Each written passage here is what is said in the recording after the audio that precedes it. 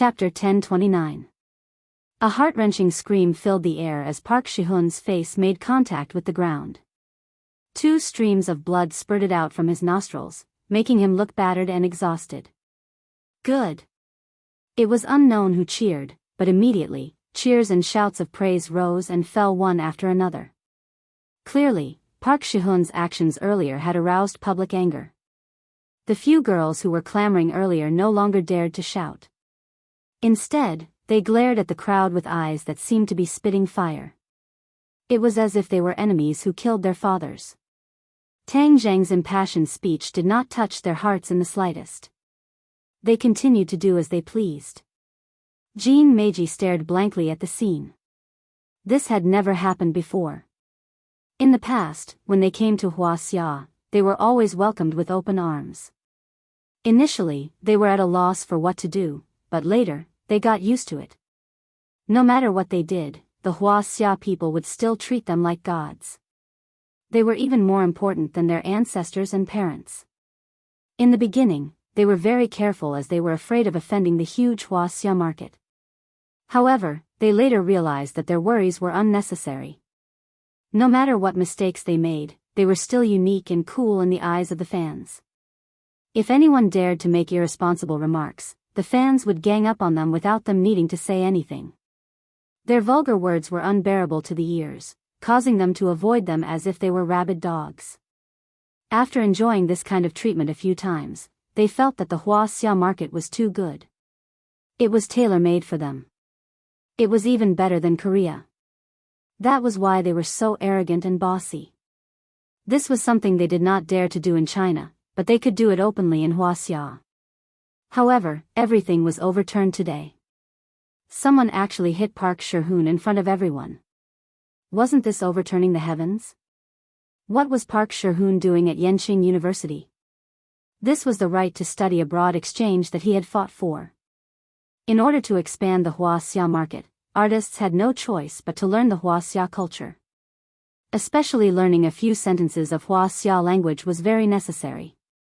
If they spoke a few sentences of stiff Huaxia language during a concert or program, it would win waves of screams from the fans, as if it was a climax. But to be beaten up before he even entered the school was simply too vile. Jean Meiji was not afraid, only angry. She rushed toward Tang Zhang without any scruples, baring her fangs and brandishing her claws as if she was crazy. She was Park Si-hoon's manager. In fact, she used to be a Huaxia citizen as well. After she migrated to Korea, she considered herself to be a Korean. She even hated it when people said that she used to be a Huaxia citizen. You still dare to act crazy? There's no need for Tang Zhang to deal with a woman. Watch how I, Ding Dang, teach you how to be a woman today. Yi Ding Dang shouted and stopped Jean Meiji, giving her a slap. She spun around and before she could regain her balance, Yi Ding Dang gave her another slap, causing her to spin around again. She was dumbfounded. Didn't women fight by grabbing hair and tearing clothes? Why didn't she play by the rules? It wasn't that Jean Meiji had not fought with women before, but she had never encountered such a situation. She stood there dumbfounded, with her cheeks turning red like a monkey's butt. Yi Ding Dang pursed her lips. You dare to make a scene in Huaxia and Yenching University with such little ability? Do you really think that the entire universe is Korea's backyard? Wah! Jean Meiji's tears flowed out of her eyes as she began to wail like a child. She pointed at Yi Ding Dang and roared while choking with sobs, "You guys are dead. I will sue you. Just wait and go to jail." Tang Zhang looked at her mockingly and said, "Jail? What a joke. Is the law set by your family? This is not the last century, where foreigners are superior. Especially a small country like Korea, which has never been treated this way. You." Jean Meiji was speechless. Park Shi-hoon finally woke up from the pain and looked at his deformed leg. His eyes were bloodshot and he roared, "My leg is broken. You have to go to jail. Hurry up and inform the embassy to arrest them." Hearing this, the crowd pointed and discussed animatedly. How shameless. You can't win and you want to inform the embassy? Where's the arrogance you had when you bumped into people just now? That's right. Bullying the weak and fearing the strong. How dare you bully our fellow countrymen? We can't compromise. Down with the Korean Bangsi. Get out of Hwaseong, Korean Bangsi. The crowd was stirred up. These people had endured for too long. They had seen too much of the ugliness and arrogance of this group of so-called stars. They had long been dissatisfied with them. They just lacked a fuse. As for those brainless fans, after all, they were only a minority among the more than 1 billion people in the vast Hwaseong. Most people in Hwaseong had a tolerant heart and chose to tolerate their usual behavior. However, the anger and dissatisfaction in their hearts had accumulated to a critical point. Most people had a healthy personality and moral values. They angrily rebuked Park Shi-hoon and his group for their immoral behavior. Especially when many people dug up his past misdeeds, the students who did not know the cause and effect and did not pay attention to them were filled with righteous indignation. Back then, when they faced the Japanese of the island nation, they had never been so aggrieved. Each and every one of the iron-blooded men went to the battlefield to kill the enemy and fought bravely for the motherland. Now that the country was flourishing, they had become an inferior nation. No matter who it was, any foreigner dared to commit crimes in Hwaseong without being punished. Catch him and send him back to his country. This kind of person does not deserve to stay in our motherland. Yes, catch him and send him out. Looking at the agitated faces, Park Shi-hoon raised his head as if he was humiliated. He shouted, "I'm an international student invited by Yenching University. What right do you have to send me away? International student of Yenching University?" The crowd was stunned for a moment before they burst out in even louder voices.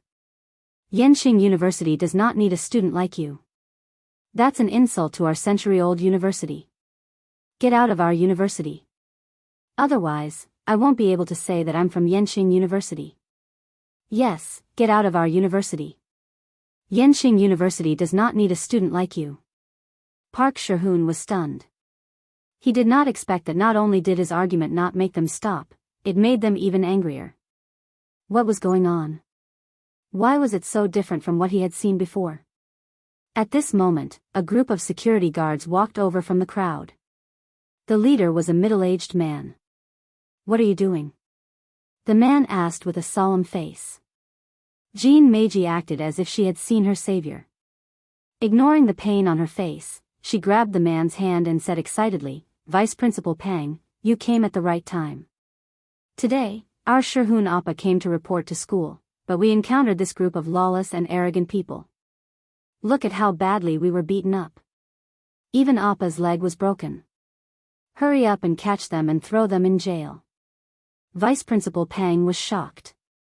His face was as dark as the sky before a storm.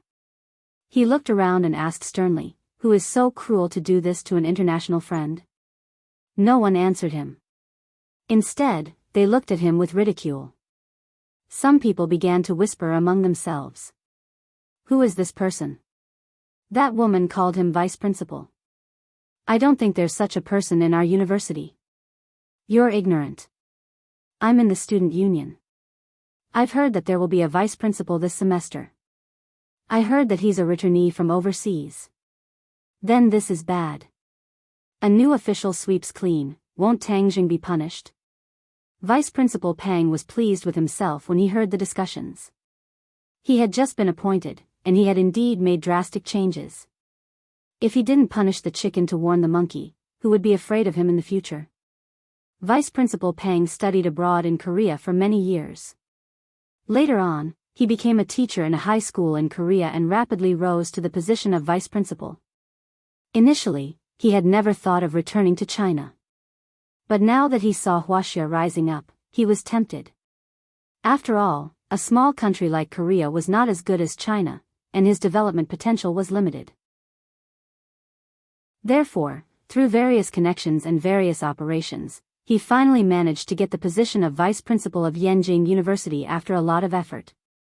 He was the one who invited Park Si-hoon.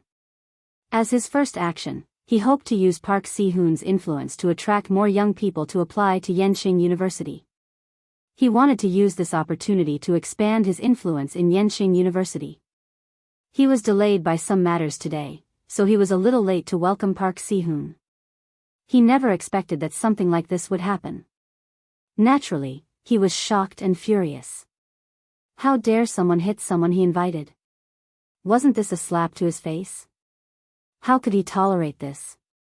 He had to punish the chicken to warn the monkey. Wasn't this just a chicken? Who hit him? Come out. Vice Principal Pang roared with his hands on his waist and his belly bulging. I hit him. Tang Zheng took a step forward and said indifferently. He didn't take a new principal to heart. Moreover, everything was about reason. These Koreans were clearly in the wrong, so why should he be afraid of them?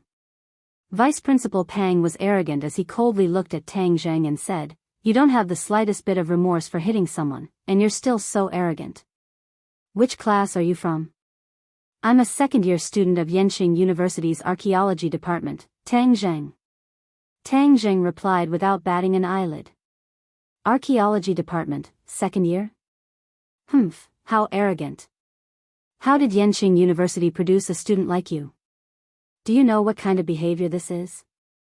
I just beat up a few self-righteous Koreans who dare to not treat Chinese people as people on Chinese soil. Since the other party was not prepared to speak properly, Tang Zheng did not hesitate to retaliate. Audacious. You're slandering an international friend and tarnishing the country's image. Can you bear this responsibility? Vice Principal Pang had seen his fair share of storms and did not place Tang Zheng in his eyes at all. Even though the other was indifferent, in his heart, as long as he flipped out and put a big hat on the other, he would teach the other a lesson. Then, the other would definitely be uneasy and kneel down to beg for mercy. Tang Zheng flung his lips and snorted, You think you're worthy of mentioning the country's image? Chapter 1030. Vice Principal Pang's face turned red as he roared, You're Tang Zheng, right? Not only did you disregard the law, but you also dared to talk back to me. As the vice principal, I can tell you right now that Yenching University doesn't need students like you. Tang Zheng sneered, Is that so? Yes. Yenching University doesn't need students like you who disregard the law, disrespect, and violence. Just you wait to be expelled. Vice Principal Pang's voice became louder and louder. It was even a little shrill. It seemed that this was the only way to show off his power. I also hit someone. Expel me too. Fang Shishir stepped forward and stood beside Tang Zheng. Her face was full of anger. Seeing her beloved being wronged, one could imagine the anger in her heart. I also hit someone. Expel me if you dare. If you don't expel me, you're a coward. Yi Dingdang's small face was red from anger. She wanted nothing more than to punch Vice Principal Pang in the face. Vice Principal Pang was dazzled by the two beauties who stepped forward. They were too beautiful. If it were any other time, he would definitely hold their hands and teach them. However, Yi Dingdang's clamor put him in an awkward position. If he didn't expel them, he would be a coward. He didn't want to be called a coward on his first day as a new official. He was about to passionately reprimand them to let them know their mistakes. However, he didn't expect someone to come out of the crowd. The person's body was as tall as a mountain. He shouted angrily, I also hit someone. Expel me too. Tang Zheng turned his head and looked. It was his second brother, Sinosaurus. Sinosaurus and the others were also welcoming the new students. When they heard the commotion, they ran over and happened to see this scene. Blood rushed to his head and he didn't hesitate to stand up for his brother. Vice Principal Pang looked at Sinosaurus in shock. Don't be funny. You clearly squeezed in from the back. How could you be the one who hit someone? Before he could figure out the situation, he saw two people squeezing in. Wang Shiji and Zhou Yan had a tacit understanding and said in unison, I also hit someone, you should fire me too. Vice Principal Pang's face darkened. He finally understood that these people were in cahoots with Tang Zheng. They were here to kick up a fuss and embarrass him. Who was Vice Principal Pang? How could such a scene scare him? Therefore, he said in a deep voice, "All right, since you've admitted it, then wait for the school's punishment.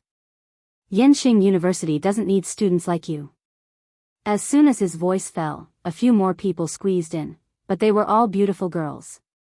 Each of them was like a fearless warrior, standing behind Tang Zheng without hesitation, and said in a loud and resonant voice, "I also hit people, you should fire me too." Tang Zheng looked at them gratefully. They were Yi Dingdang's roommates. The few of them nodded encouragingly at Tang Zheng. His actions today had won their respect and recognition. Vice Principal Pang was at a loss. Just who was this brat? Why did so many people stand out for him? These people must be in cahoots. That's why they're so united. If it was anyone else, they would definitely admit defeat. But I've seen all sorts of storms. You guys are too inexperienced to play such tricks in front of me. Vice Principal Pang snorted in disdain. All right, since that's the case, I'll fulfill your wishes. Vice Principal Pang roared majestically. He felt as if he was an ancient emperor who ruled over the life and death of others. It felt great. The other students looked at each other with red eyes. Even the girls stood out for injustice. Could it be that they, as grown men, were not as brave as the girls? The students clenched their fists. Suddenly, a person took a few steps forward and stood behind Tang Zheng. He said fearlessly, "I also hit people, you should fire me too." Vice Principal Pang was stunned. He stared at the fearless fellow with a murderous gaze and said in his heart, "I'll fulfill your wishes."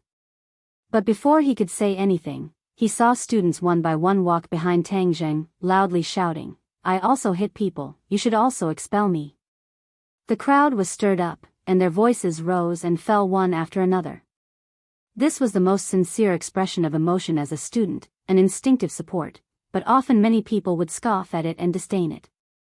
But seeing hundreds of people working together to support Tang Zheng, one would know who was right and who was wrong, and what was the will of the people. When the new students reported in, there were many parents accompanying them. When they saw this scene, they couldn't help but feel excited. It was as if they had returned to their youthful days. The edges and corners that had been worn away by life over the years seemed to have grown back. With a red face, they said to their children, "Do you see? This is the spirit of the university. Learn from your seniors." Many of the new students were boiling with passion. They threw down their suitcases and rushed behind Tang Zheng. They shouted, "I also hit people, you should fire me too." When the parents saw their children's actions, they didn't blame them. Instead, they revealed gratified expressions. Most Huaxia people had such genes and blood in their bones. They just needed an opportunity to trigger it. There was no doubt that this accidental incident had become a trigger, arousing their long-hidden hot blood. Vice Principal Pang was dumbfounded. He looked at the scene in disbelief. He never expected the students to be so united. This kind of strength made his heart tremble. He felt a long-lost fear. However, he immediately suppressed this absurd thought. His face darkened, and he thought to himself, fanning the flames, "These students can't be allowed to stay. The law doesn't punish the majority of the people. As long as I tell them the pros and cons, these people will naturally know to be afraid." But he couldn't see the people behind him. His voice couldn't be heard. Suddenly, he had an idea. Suddenly, he saw the Mercedes-Benz and quickly climbed up to the roof of the car. Looking down at the crowd, he waved his hand and shouted, "Quiet, everyone, be quiet. Listen to me. I know that most of you are good students. Don't be fooled by a bad student. This is irresponsible to yourself and to your parents. Everyone, disperse, disperse. We were not bewitched by others. We have our own judgment and sense of right and wrong. We are doing this to be responsible for ourselves and our parents." Someone refuted loudly. "That's right. I make my own decisions. It's not up to you to tell me what to do. Get lost. Yenqing University doesn't need a leader like you." "That's right. This kind of leader is the shame of Yenqing University." He's helping outsiders to suppress his own students. Shameless. Vice Principal Pang panicked when he heard the complaints. Things seemed to be out of his control. What right do you have to be so high and mighty? What right do you have to tell us what to do? You're nothing. You don't have the right. The students were even angrier when they saw him looking down at them. Suddenly, a loud and clear voice sounded. Rise up, people who don't want to be slaves. The voice ignited everyone's emotions. It was as if they had returned to the Huaxia era. Everyone's eyes were red. They looked at Vice Principal Pang as if he was an invader. Rise up. Rise up. Rise up. We're united. Braving the enemy's gunfire. Advance. Advance. Advance. Advance. The voice seemed to come from the chest and heart. It was filled with endless power. It made people's blood boil and tears filled their eyes. Every time the last 3 lines of "Advance" was sung, all the students took a step forward. The uniform footsteps were like the sound of iron hooves, trampling on Vice Principal Pang's heart, making his heartstrings tremble and his face turn pale. The Korean people were scared out of their wits. The overwhelming momentum and the loud and clear voice made them see the spirit of the Huaxia people. It was the soul of the Huaxia people. Park Shi-hoon didn't have time to care about his pain. He quickly hid in the car and didn't dare to show his face. The arrogance he had just now was gone. What was left was deep shock and fear. The few of them huddled together and looked at each other while trembling. Vice Principal Pang's face turned pale. He didn't expect the students in China to be so powerful. Listening to the deafening voice, he felt as if thousands of knives were falling on his head. He suddenly had an ominous feeling. It seemed that things weren't as simple as he thought. Looking at the high and mighty Vice Principal Pang, the students' emotions once again reached a peak. One of them yelled, "You're standing so high up. Do you think you're so high and mighty? And those Korean people, do you think everything will be fine after they hide in the car? Smash the car and drag them out." Everyone echoed, "Yes, smash their car and drag them out. Let's see how they're going to act all high and mighty." Hundreds of people rushed toward the 2 luxury cars. Bang! Everyone picked up their tools and smashed them on the car. The glass shattered and the car was dented. It looked like the surface of the moon. Vice Principal Pang stood on the roof of the car. He was still in shock. He felt like he was a small boat in the middle of the ocean that could be overturned by the waves at any time. At this time, he didn't have the energy to rebuke. Even the security guards were scared. They kept retreating and didn't dare to stop them. Vice Principal Pang scrambled down from the roof and hid in the security guards' encirclement. He trembled in anger and fear as he watched the scene. "Come out. Are you a coward? Hiding in the car?" Park Shi-hoon and the rest hid in the car. They didn't dare to come out. "If you don't want to come out, then drag them out and smash the car door." Bang, bang, bang. The sound of the car door knocking was like knocking on their hearts. They were scared to the extreme and huddled together. Without a doubt, this would be a nightmare that would follow them for the rest of their lives. "Let me do it." Chapter 1031. Park Shi-hoon and the rest were dragged out of the car. Then, huge fists rained down on them. They only had time to clench their fists and huddle together. They were no longer as arrogant as before. Seeing this, Vice Principal Pang was so scared that he shouted, "Run." He tried to leave this place under the protection of the security guards. However, the eyes of the crowd were sharp. Immediately, someone shouted, "Don't let him escape." Sinosaurus dashed forward and pushed the security guards away. He grabbed Vice Principal Pang's collar and flung him back. He immediately fell into the sea of people. "Ah!" Screams were heard immediately. *MBR* Tang Jing did not expect things to turn out this way, but he did not stop them immediately. They asked for it. If they had not angered the crowd, they would not have ended up like this. Stop hitting them, stop hitting them. The commotion finally attracted the attention of the principal. He brought a group of security guards and stopped them from afar. The students were still in awe of the principal. They stopped after a few more punches. They were rescued from the encirclement in a sorry state. Park Shi-hoon's face was bruised and bruised. He no longer looked like a celebrity. Vice Principal Pang also took a lot of punches. His face was swollen like a pig's. The principal almost could not recognize him. The principal did not question them like the vice principal. Instead, he tried to understand the cause and effect of the incident. He knew that his students were not thugs. There must be a reason for this. After knowing the cause and effect of the incident, the principal glared at Vice Principal Pang fiercely. Then, he comforted the students gently. Finally, he left with the few of them, leaving behind the 2 wrecked cars. The students immediately cheered as if they had won a big battle. Recalling the scene just now, everyone's blood was still boiling. Everyone's gaze towards Tang Zheng became more and more complicated. He was the catalyst for this matter, and if he was not the first to stand out, it would not have stirred up everyone's emotions and caused them to stand out one after another. Everyone gradually realized that unity was strength, and the reactionaries were paper tigers. As long as everyone was united, they could crush them in minutes. Vice Principal Pang walked away, relieved that he had survived. He sucked in a breath of cold air and said fiercely, "Principal, we must arrest that Tang Zheng. He's the instigator. A black sheep like him can't be allowed to stay in the school. Otherwise, he'll be a big disaster for our school. He's a ticking time bomb that can explode at any time."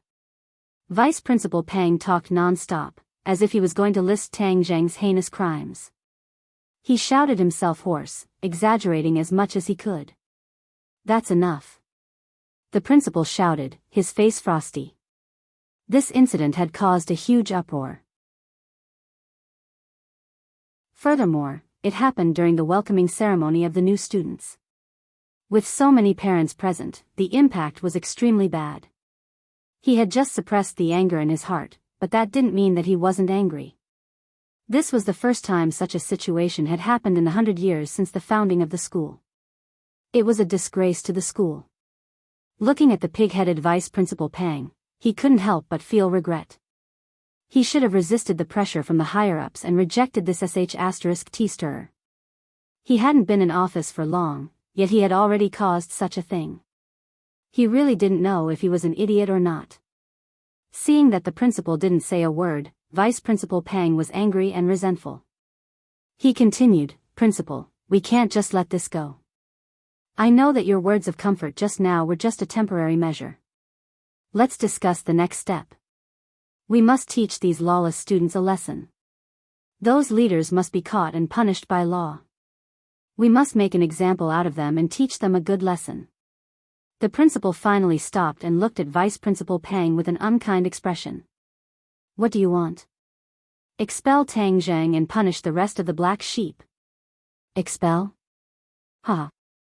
The principal laughed mockingly. Vice Principal Pang was confused by this laugh. He asked, "What do you think, Principal? I spent a lot of effort to get Tang Zheng here, and you want to expel him with just a few words? Are you out of your mind?" Then again, the principal was shrewd and naturally wouldn't be so blunt. Thus, he faintly said, "You don't have to worry about this matter. Furthermore, that Park Si-hoon is too lacking. He didn't even ask about it after bumping into someone. His arrogance will affect the reputation of our Yenqing University. Principal, I spent a lot of effort to get him here. He has a huge influence. Furthermore, this matter must be a misunderstanding. He's actually a gentle and humble person."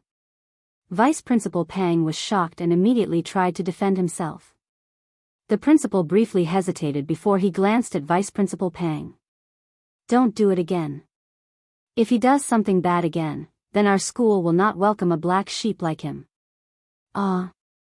Vice Principal Pang was dumbfounded. Why was the principal so strict? Wasn't this just throwing his face? But after all, they were the principal and vice principal. Even if it was throwing his face, there was nothing he could say. Thus, he could only grit his teeth and swallow it. Vice Principal Pang resentfully left. Looking at his departing figure, the principal dryly laughed. This overseas returnee really doesn't know anything about the situation in the country. Who is Tang Zheng? Is he someone you can afford to offend? Tang Zheng's emotions calmed down. On the other hand, his friends were in high spirits as they chatted among themselves. They came to a restaurant outside the school in high spirits. "OL, San, we beat up those Koreans and Vice Principal Pang. Will they be fine?" Wang Shiji worriedly asked. Sinosaurus's coarse voice was the first to speak. "Boss, you're worrying for nothing. Who's OL, San? Those Koreans want to go against OL, San? Dream on." Zhou Yan nodded his head in agreement. "You guys don't have to worry. The law can't punish the masses. Furthermore, they were the ones in the wrong, so it's impossible for them to trigger us. Actually, today's battle was really satisfying. Yes, it's 2F** King satisfying. I've long disliked that group of sissies. Men should be more masculine. Now, all the girls in the country like the sissy Xiao Bai's face. It's completely distorted aesthetics." Sinosaurus stretched his arms and displayed a very manly action, feeling indignant. The other girls also nodded in agreement. Men still have to be more manly. This is a good young woman with good taste. I really didn't make friends with you guys in vain. Sinosaurus laughed loudly. This is a world that looks at faces. Even if you don't like sissies, you're too ugly. A few bad friends immediately attacked. Sinosaurus didn't mind. You guys are just jealous. I already have a girlfriend, so I'm not afraid of you guys attacking me. After saying that, he hugged his girlfriend with a complacent look on his face. OL3, we were shocked when we heard that you weren't going to school anymore. Now that you're back, our dorm mates can be together again. Wang Shiji changed the topic. Tang Zheng gave his roommates a deep look. He had already imparted the cultivation method to them, allowing them to benefit a lot. Even though they were not as fast as Fang Shishir and the others, they still had a small harvest. It was clear that they did not stop cultivating during the summer vacation. OL3 definitely can't bear to part with us, right? Sinosaurus said. Tang Zheng nodded his head and said with a smile, yes, the school is a peaceful harbor. Actually, school life is really not bad. I'll try to stay in school for a while longer. Zhou Yan said, OL3 is a busy person. Anyway, when you have nothing to do, just come back and see us brothers. That's for sure. Oh right, have you guys heard? Goddess Tang Linger is coming to Beijing for a concert. Sinosaurus suddenly lowered his voice and winked. Really? Wang Shiji was shocked and full of interest. Tang Linger is too beautiful, and her singing is also very good. Although she hasn't been in the industry for long, she already has a lot of fans. I'm afraid the concert tickets must be very expensive. After saying that, his expression darkened. His family condition was the worst in the dorm, so he usually scrimped and saved. Naturally, he didn't have any money left to watch the concert. Tang Zheng was stunned for a moment. Linger's popularity was already so high. Even his roommates had become her fans. I asked around earlier. The tickets for Tang Linger's concert are very popular. Many people in our school were the first to buy tickets online, but later on, there were no tickets to buy at all. I heard that they could only buy tickets at a high price. Sinosaurus said with a face of disappointment. Zhou Yan thought for a while and said, I'll think of a way to see if I can get a few tickets, but I don't dare to make any guarantees. We want to see it too. The other girls joined in the fun. There are so many beautiful girls at the concert. We can't let you boys go alone. Otherwise, those girls will be too dangerous. Zhou Yan had a difficult expression on his face. Now that the tickets are so tight, I can't guarantee that I can get so many tickets. OL3, are you going? Sinosaurus asked, speaking of which, you and Tang Linger are both surnamed Tang. 500 years ago, you were even a family. Yi Dingdang and Fong Shishir looked at each other. Yi Dingdang was about to speak, but was stopped by Fong Shishir with her eyes. The relationship between Tang Zheng and Tang Linger was not known to many people, so there was no need to make it public. Yi Dingdang swallowed her words. Tang Zheng coughed dryly and said, I'll think of a way. The others' eyes lit up as they asked, OL3, you have a way? Maybe, I'll do my best. Tang Zheng did not know if there were still tickets for the concert, so he could only call Linger later to ask. That's great. OL3's methods are wild, so he definitely has a way. The excitement of the few of them was beyond words. OL3, let me tell you, Tang Linger is very beautiful, just like Dingdang and Shishir. They are all great beauties, just different types. Sinosaurus's eyes lit up as he introduced, aren't we great beauties too? The other girls glared at him, scaring Sinosaurus so much that he shrank his neck and quickly tried to salvage the situation. Of course you're beautiful, you're like fairies descending to the mortal world. These words really go against my heart. The few of them rolled their eyes. After lunch, the few of them immediately threw themselves into the work of welcoming the new students. Tang Zheng attracted the attention of countless people. Many people pointed at him from afar or gave him a thumbs up. Among them, there was no lack of new female students who had witnessed the scene. They frequently cast flirtatious glances at Tang Zheng. Ding ling ling.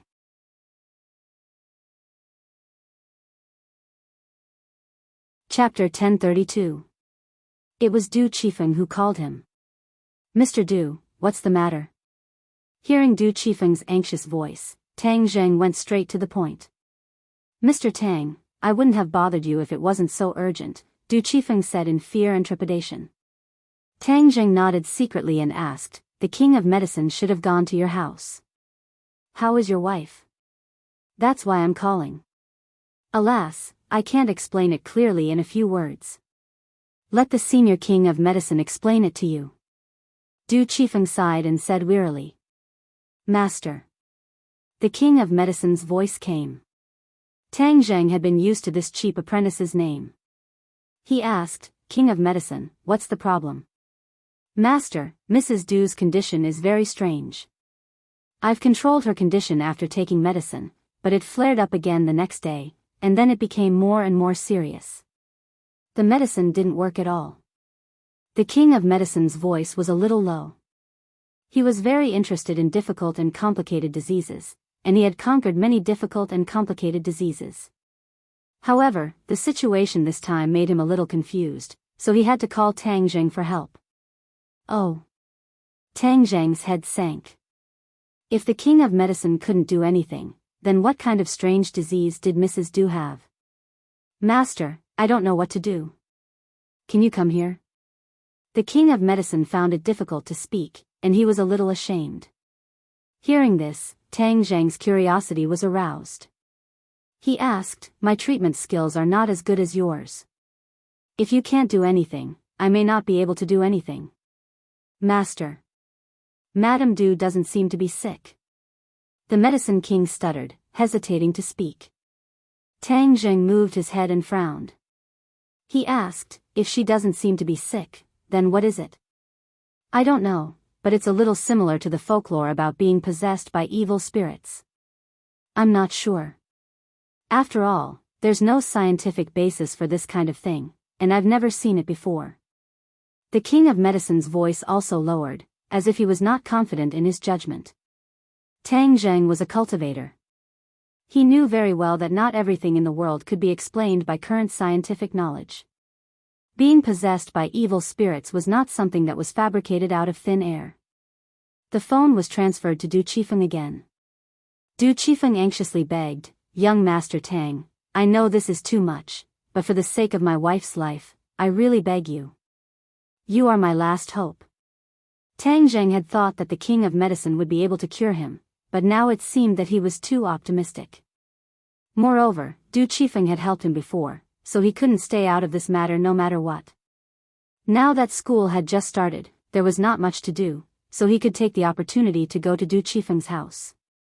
Okay, send me the detailed address. I'll be there today. Du Qifeng was overjoyed and said gratefully, "Thank you, young Master Tang. Thank you so much.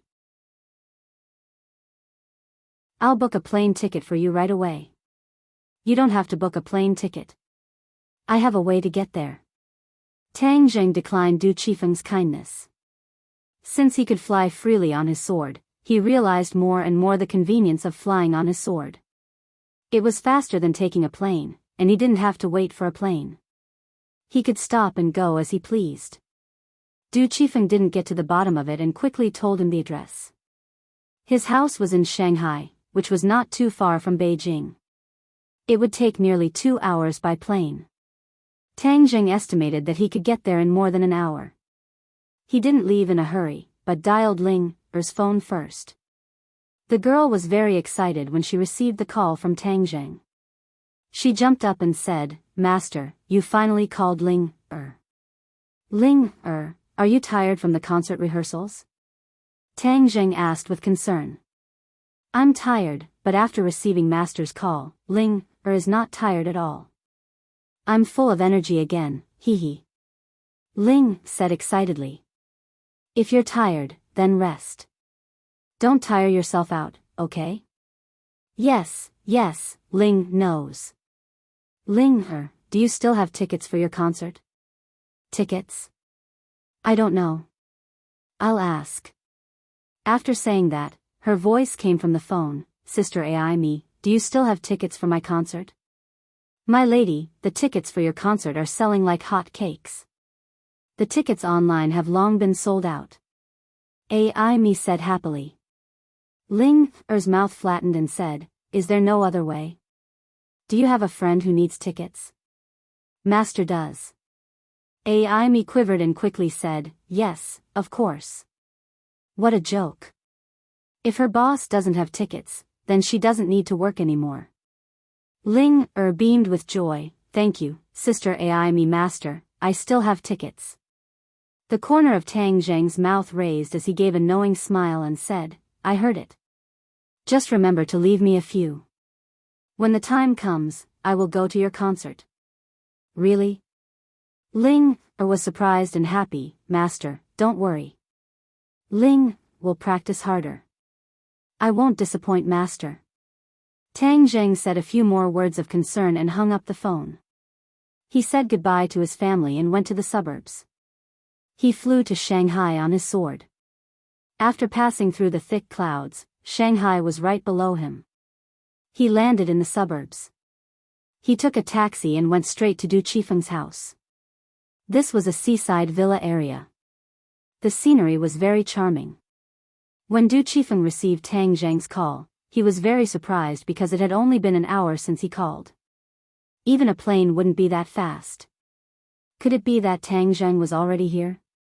When he saw Tang Zheng standing in front of him alive, he couldn't help but feel deeply shocked. He couldn't believe his eyes and asked, "Young Master Tang, how did you get here so quickly?" Tang Zheng didn't answer and asked, "Where is the patient?" Du Qifeng woke up from his dream and felt a little more confident. Tang Zheng's methods were more powerful than he thought. Then wouldn't his wife have a greater chance of being saved? "Young Master Tang, please come with me." Du Qifeng led Tang Zheng into the villa area and to his house. The king of medicine was already waiting at the door. He greeted him from a distance, grabbed Tang Zheng's hand, shook it a few times excitedly, and said, "Master, you're finally here. It's good that you're here." Looking at the king of medicine's excited look and the two words, "Master," that came out of his mouth, Du Qifeng thought that he was dreaming. Although he was mentally prepared when he called before, he still couldn't hide the shock in his heart when he saw this scene with his own eyes. This was mainly because the king of medicine's position in the apricot forest was too high. No one could surpass him. Now seeing him call Tang Zheng "Master" sincerely, no matter who it was, they would have the same feeling in their hearts. "Thank you for your hard work." Tang Zheng nodded to the king of medicine. He personally contacted the king of medicine some time ago and told him about Du Qifeng. That was why he came to Shanghai. Otherwise, with Du Qifeng's reputation, he couldn't even see the king of medicine.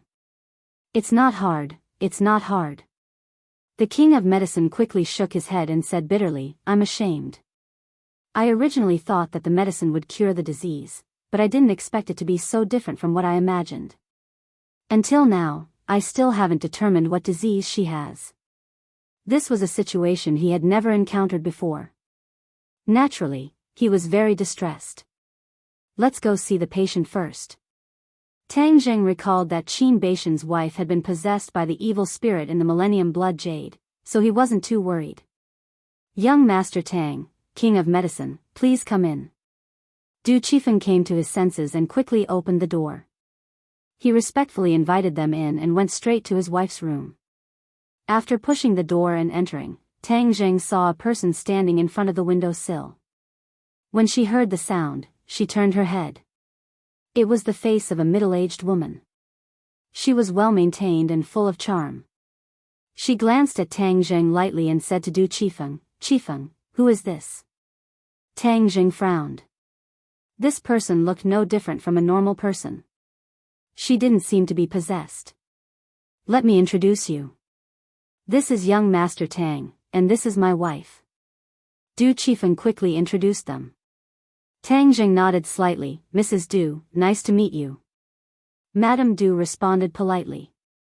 Tang Zheng glanced at Mrs. Du suspiciously, but still couldn't find any clues. He couldn't help but look at Du Qifeng and the King of Medicine. Mrs. Du, you should rest first.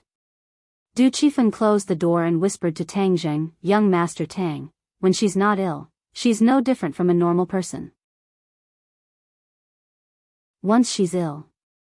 His face became a little pale and he glanced at the King of Medicine. Senior King of Medicine has seen it. It's really strange. What kind of evil technique is this? Du Qifeng thought for a while and organized his words. It's as if she's a different person. It's a strange feeling. I've lived with her for decades, so I know it very well. I've never had that strange feeling, except when she's ill. The King of Medicine also nodded. I thought it was a split personality, but later it was confirmed that it wasn't. That's why I suspect that she's possessed. Du Qifeng's face was pale and he asked, young Master Tang, is there any way? Tang Zheng didn't express his opinion, but asked, when will she be ill? At night. Tang Zheng looked out of the window. It was still a few hours away from night. It seemed that they had to wait. Can I check now? Yes, thank you so much, young Master Tang. Du Qifeng said excitedly. They entered the room again. Mrs. Du was still standing quietly in front of the window, overlooking the blue sea in the distance. Mrs. Du, please sit down. Let me feel your pulse. Tang Zheng said. Mrs. Du turned around and said calmly, sorry to trouble you. Tang Zheng deeply looked at her, 2 fingers pressed down on her wrist. Her pulse was very strong, but Tang Zheng knew very little about the pulse, so he could not determine if there was a problem, so he urged his true qi, and a trace of true qi flowed from her wrist, along her meridians, into her body. Now Tang Zheng's control of genuine qi had reached the peak, so he didn't have to worry that the genuine qi would hurt the patient as before. Even the patient herself wouldn't notice anything strange with the trace of genuine qi. This was a big advantage of his increasingly excellent skills. Seeing him feel her pulse, Du Qifeng's heart was in his throat. He didn't know what the result would be.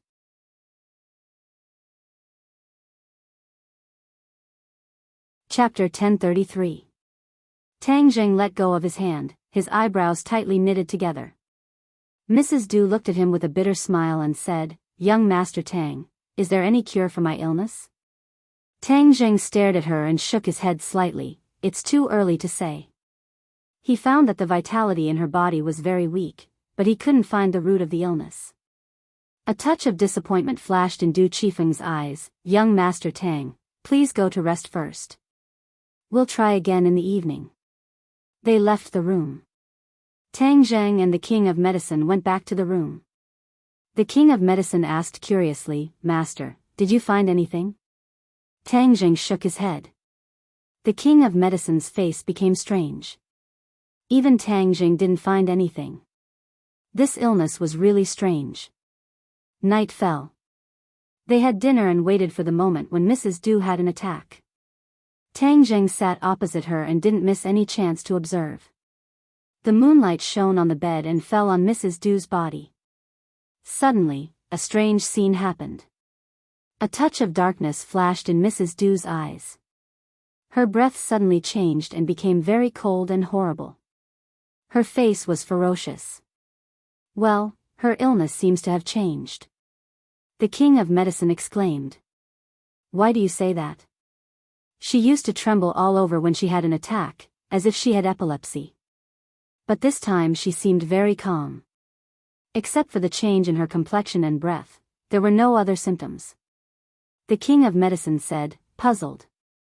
Tang Jing shook his head. I'm afraid this is a sign that her illness is getting worse. Mrs. Du, let me feel your pulse again. Whoosh. Seeing Tang Zhang's hand reaching out, Mrs. Du suddenly stepped back and dodged. Her reaction was so fast that even Tang Jing didn't expect it. It didn't match her weak appearance at all.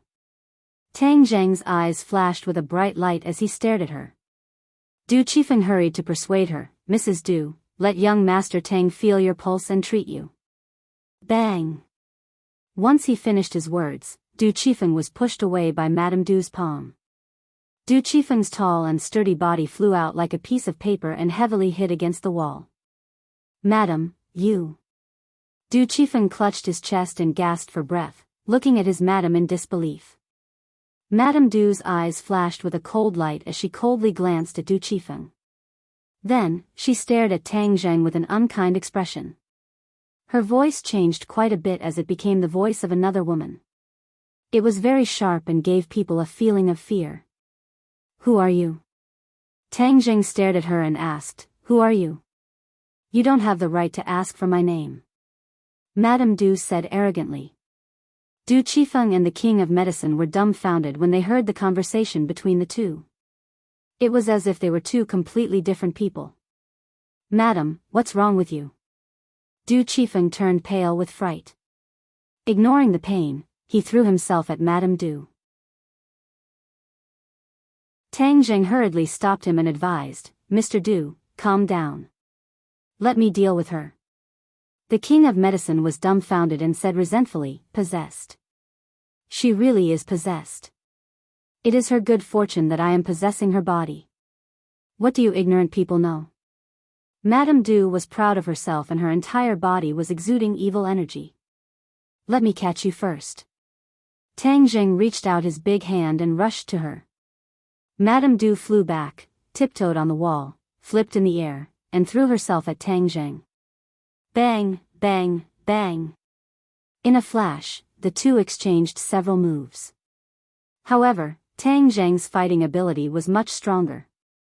Madame Du had a strong momentum at first, but in the blink of an eye, she could only retreat. Bang! Tang Zheng put one hand on her shoulder and immediately restrained her. She tried to resist and screamed. Tang Zheng was unmoved. He activated his true qi and immediately sent it into her body. A cold and ruthless aura instantly came back from his true qi.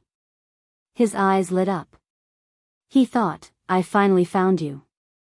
It turned out that there was a soul hidden in Madame Du's body.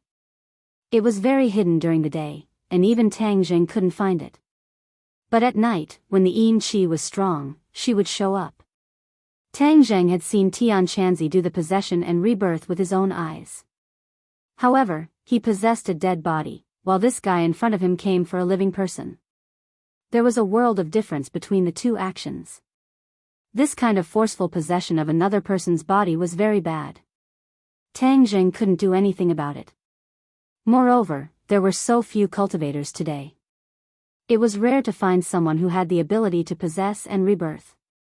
This was because, according to the heaven monk, one had to be above the nascent soul stage in order to be able to possess a body and be reborn. Furthermore, there were very few people above the nascent soul stage in this world, so who was this person?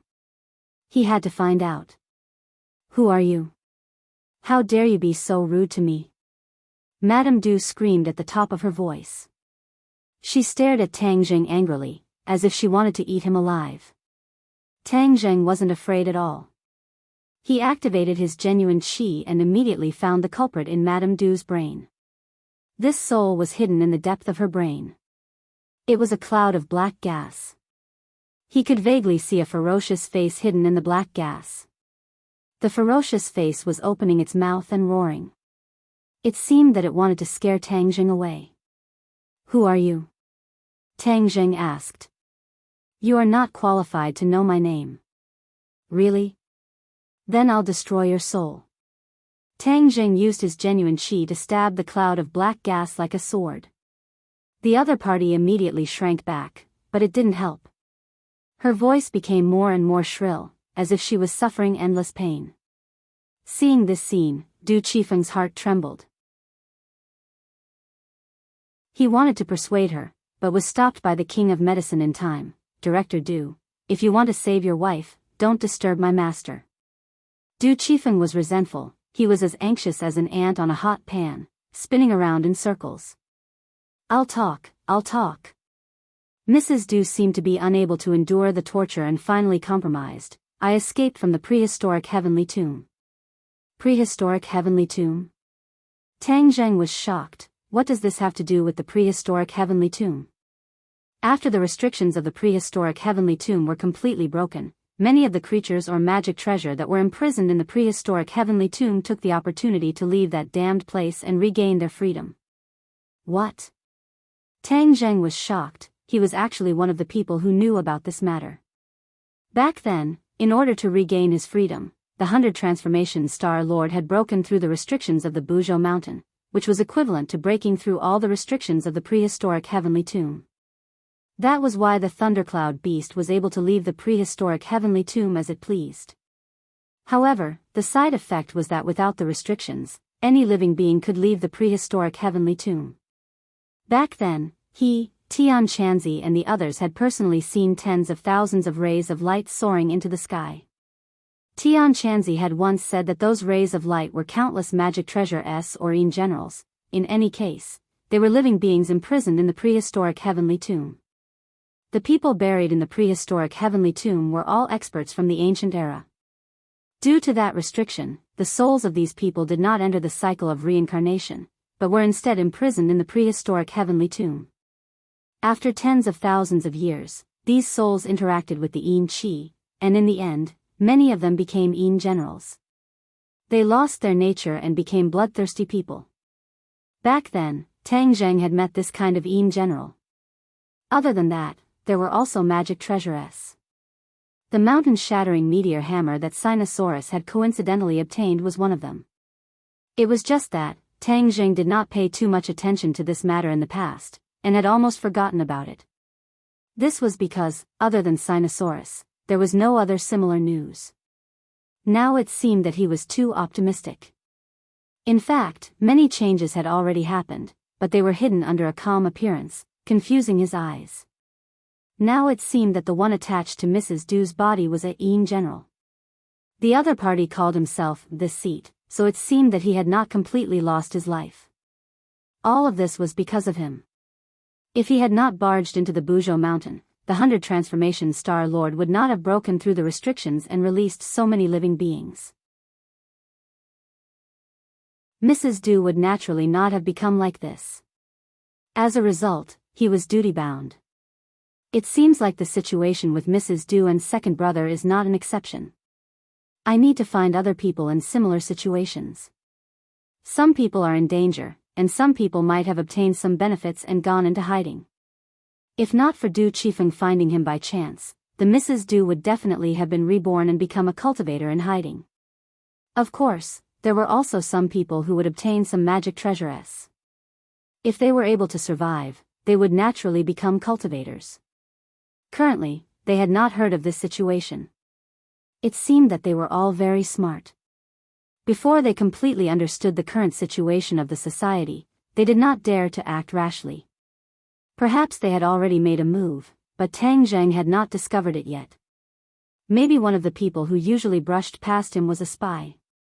When he thought of this, his heart felt as if it was pressed down by a 10,000-kilogram boulder, incomparably heavy. This was really looking for a needle in a haystack. There was no definite target at all. It was even more difficult than dealing with a High Lord. Seeing his expression become extremely ugly, Du Qifeng finally could not hold it in and asked anxiously, "Young Master Tang, how is the situation?" "Don't worry, I can cure her." Tang Zheng regained his senses and stared at Mrs. Du. "Since you came from the prehistoric heavenly tomb, then I will take you in and get rid of evil for the people." "How dare you!" Mrs. Du cried out sharply. "Humph, not to mention that you are an insignificant in general, even if you are a powerful character, I am not afraid in the slightest. You cannot threaten me in front of me," Tang Zheng said coldly. Just as he was about to cast a spell to destroy the other party's soul, he suddenly had a thought and changed his mind. "This matter started because of me. There are so many living beings, if I were to destroy their souls one by one, wouldn't that be a great sin? The Ksitigarbha Sutra emphasizes compassion, so I should also have a compassionate heart.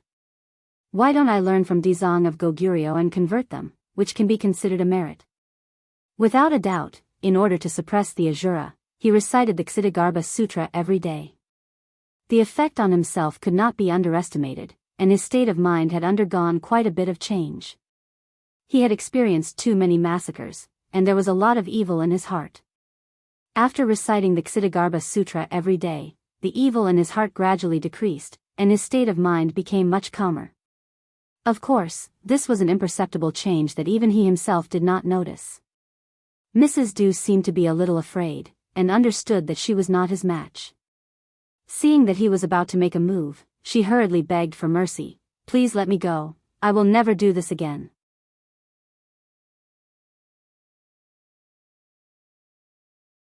Chapter 1034. In the past, when Tang Zheng recited the Ksitigarbha Sutra, there was no strange phenomenon, nor would there be golden Sanskrit words flying out of his mouth. However, when Ksitigarbha Bodhisattva recited, there was this scene. But this time, something like this happened, which surprised him. He immediately understood that his recitation day after day finally worked. His understanding of the Ksitigarbha Sutra had reached a new level, so he could reach this level. The Ksitigarbha Sutra has such power. It's incredible. Dizang of Goguryeo is really a genius. Shi Yu's voice suddenly sounded above Tang Zheng's head. The inner demon's voice followed. The Ksitigarbha Sutra is specially used to deal with souls. Do you think Suddenly, he realized something and stopped talking.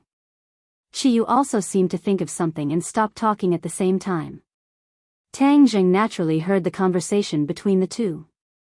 His heart moved and he hurriedly calmed down. He quietly felt this mysterious feeling. Seeing the Sanskrit words fly into Madame Du's body, she immediately calmed down. The madness in her eyes and the ruthlessness on her face gradually faded. The king of medicine and Du Qifeng looked at this scene in horror. For them, this was the work of immortals. After listening to Tang Zheng's recitation, even they themselves became calm. Du Qifeng, who was originally anxious, also calmed down a lot. "What's going on?" Du Qifeng turned to the king of medicine and asked. The king of medicine shook his head. The golden Sanskrit flew straight into Mrs. Du's brain, covering the black gas like a golden coat. The ferocious face in the black gas was suddenly startled, and the grimacing look was gone. It became very peaceful. Tang Zheng was delighted. The Ksitigarbha Sutra was really extraordinary. It could purify the ghosts in the 9 serenities hell. The In General's soul could also be purified, and it was more useful than other magic. It was the only magic to deal with them. A golden light shone on Mrs. Du's forehead. Then, the golden light gradually left her forehead and flew out. Mrs. Du felt weak all over and fell on the bed. They could vaguely see a mass of black gas within the golden light. The three of them stared at it without blinking. They saw the golden light flash and shrink rapidly. Finally, it turned into a fingernail-sized golden bead and fell to the ground. Tang Zheng hurriedly caught it and looked at it. This golden bead was very round. The outer layer was gold, and the inner layer was black. What is this? Tang Zheng was shocked and did not understand the situation. Du Qifeng ran to the bedside to check on his wife. The king of medicine hurried over and asked, "Master, what is this?" Tang Jing pondered for a while and said, "Madame Du had a strand of soul in her body. I converted her and then she became like this. As for what this is, I don't know." "Oh, what does this do?" "I don't know for the time being." "Put it away first." Tang Zheng said that he could only ask the Dizang of Goguryeo for advice when he met him in the future. "Madam, you are awake." "That's great." Du Qifeng hugged his wife and was overjoyed. He cheered like a naughty child. "Master, is Madame Du well?" The king of medicine asked curiously. Tang Zheng nodded. "She is not sick. It is because a Yin's spirit entered her body. If it is delayed for a while, there will be no way to save her." The Yin general did not really succeed in the possession. But if she was given a few more days, it would be hard to say. "Young Master Tang, thank you so much. I, Du Qifeng, will never forget your great kindness. If you have any orders, I will do it," Du Qifeng said solemnly. Tang Jing shook his head. He did not save Madame Du to ask for repayment. Moreover, this matter was caused by him. Of course, he did not point it out. He just said lightly, "Madame Du's soul is hurt. She needs to rest and calm her soul so that she can recover as soon as possible. King of medicine, just prescribe some recovery medicine for her." "Yes, master. I will write the prescription now." The king of medicine wrote the prescription quickly and handed it to Du Qifeng. Du Qifeng kept nodding to express his gratitude. "Mr. Du, we will not disturb you. We will go back to our room first." "Okay, please go ahead. I am sorry for neglecting you." Du Qifeng was immersed in strong joy. He held his wife's hand and was reluctant to let go. "Master, I have something to report to you." They left and the king of medicine said. Tang Jing nodded and signaled the king of medicine to go to his room. After they sat down, the king of medicine said with emotion, "This is really an eye-opener. Master's method is like the magic. I am far behind you. I don't know when I can have this kind of supernatural power." Tang Jing thought that since he called him master, he could not say nothing. He asked, "King of medicine, do you want to learn the art of cultivation?" The medicine king was stunned. He never thought that happiness would fall from the sky so quickly. After a while, he regained his senses and hurriedly nodded, "Yes, this way I can have master's celestial methods." "Yes. In fact, this is not a magic power. As long as you practice hard, you will reach this level sooner or later." "Master, don't worry. I will practice hard. When I was learning medicine, I was not very talented. But in the end, I stood out because of my persistence and persistence. Although I am old, this state of mind has never changed," the king of medicine said solemnly. Tang Jing nodded his head in gratification, "But what you are learning is the art of healing the world. The only thing I have right now is the God-killing scroll. Its killing intent is too heavy and the wondrous intent technique was created specifically for women. So, wait a few days and I will teach you a suitable cultivation technique." There were many cultivation methods in the Langya pavilion. He could only go there to find them. The king of medicine quickly waved his hand and said, "Master, don't worry. I am not a young boy. I am not that impatient. Actually, I am here to report the results of my recent research." "Oh, there are results?" "Of course, through the research of the life-continuing pill and other pill recipes, our pharmaceutical factory has developed a new medicine. This new medicine can slow down a person's aging and prolong a person's life. Moreover, it can prevent many serious diseases," the medicine king excitedly said. To any medical practitioner, developing such a powerful new medicine was undoubtedly a great merit. In the past, the king of medicine did not dare to imagine that a medicine could have such a powerful effect. But after seeing the life-continuing pill, he found that everything was possible. Miracles really did exist. Tang Jing did not think that the king of medicine was exaggerating. He said encouragingly, "The world will remember your kindness. The king of medicine rubbed his hands and said somewhat embarrassedly, "This is all thanks to Master. If not for the life-continuing pill and other prescriptions, would not have been able to develop this medicine. Don't be modest. This is all the result of your hard work. Now that the medicine has been sent to the relevant departments for testing, the results of our clinical trials are very good. After taking our medicine, every patient's condition has been improved and controlled.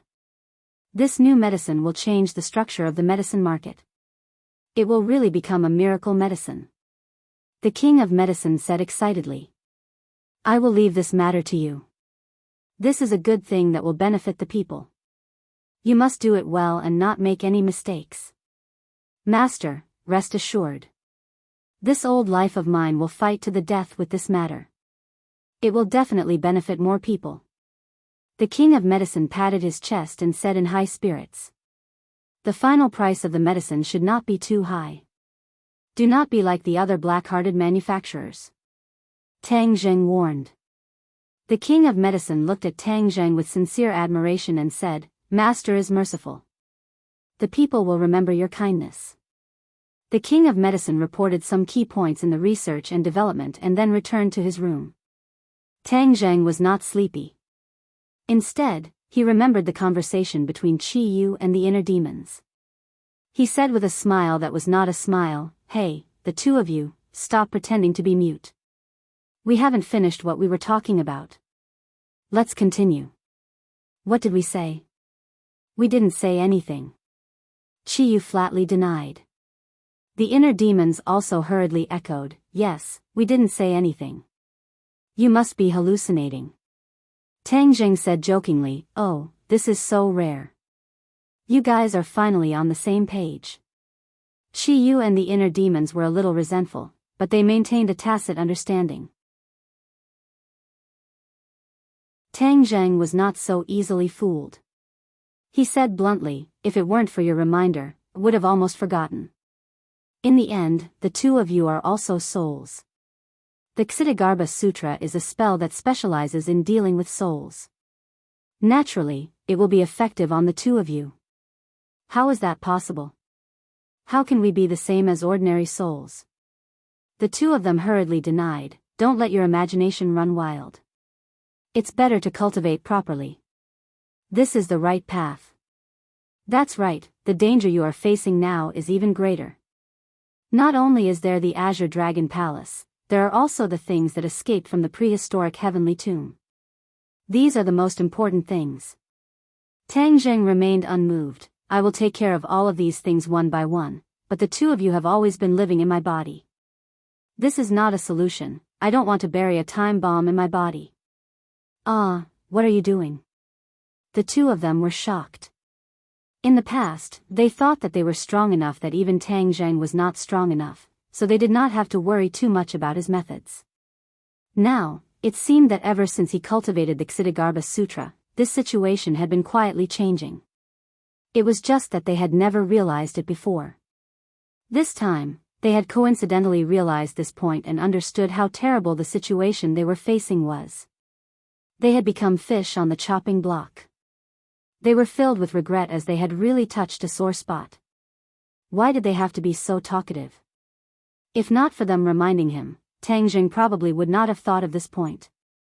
Now that he had lifted a rock and smashed his own foot, what should he do? The two of them were at their wits' end. Tang Zheng laughed coldly. "Now that I no longer need to be threatened by you, I believe that you can also become like that golden pearl, don't you think so?" "No, please don't do this," the two of them anxiously shouted. They were truly panicking.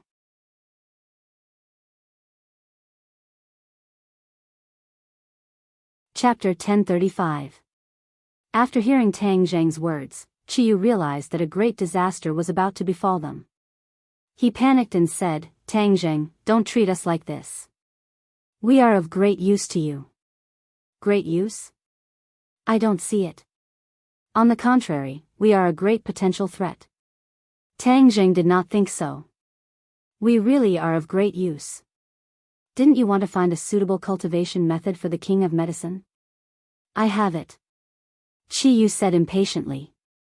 Tang Zheng was interested and asked, "What cultivation method?" Can you promise not to use the Ksitigarbha Sutra against us? Chiyu asked nervously. Tang Zheng laughed. Do you think there is still room for negotiation? The inner demons hurriedly urged, Chiyu, this is a matter of life and death. What are you waiting for? I know what you are talking about. Hurry up and tell this young man about Shenong Jing. Shenong Jing? Tang Zheng asked curiously. Chiyu sighed and said helplessly, yes, Shenong Jing. This is a scripture written by Shenong in ancient times. Shenong is the ancestor of the apricot woods. Shenong Jing entered the Tao through medicine. It is a supreme cultivation method. It is just right for the king of medicine. Tang Zheng was overjoyed. It seemed that he did not need to go to the Langya pavilion to search. Hurry up and tell me. All right. Just as Chiyu's voice fell, a ray of light flashed through Tang Zheng's mind, and then a ray of green light slowly unfolded, turning into an ancient book that he roughly browsed through. After reading it once, not only did it talk about cultivation methods, but it also recorded medical skills to treat illnesses and save people. Especially the introduction of medicinal herbs, it was refreshing. There were many things that he had never heard of before. Shenong tasted hundreds of herbs and cured countless people. Just now, he wrote this Shenong Jing. It is the most precious treasure of the apricot woods. Of course, this is a healing spell. There are very few offensive spells, Chiyu explained. Tang Zheng realized that he had overlooked a problem. The king of medicine was a warrior, so he couldn't practice magic. That's not a big deal, the inner demons quickly said, as if they didn't want Chiyu to take all the credit. Oh, is there any solution? Why don't we just cripple his martial arts and make him start learning magic from scratch? That's one way. However, most people wouldn't be willing to throw away everything they've learned and start from scratch after cultivating for most of their lives, Tang Zheng said worriedly. If you gain something, you lose something.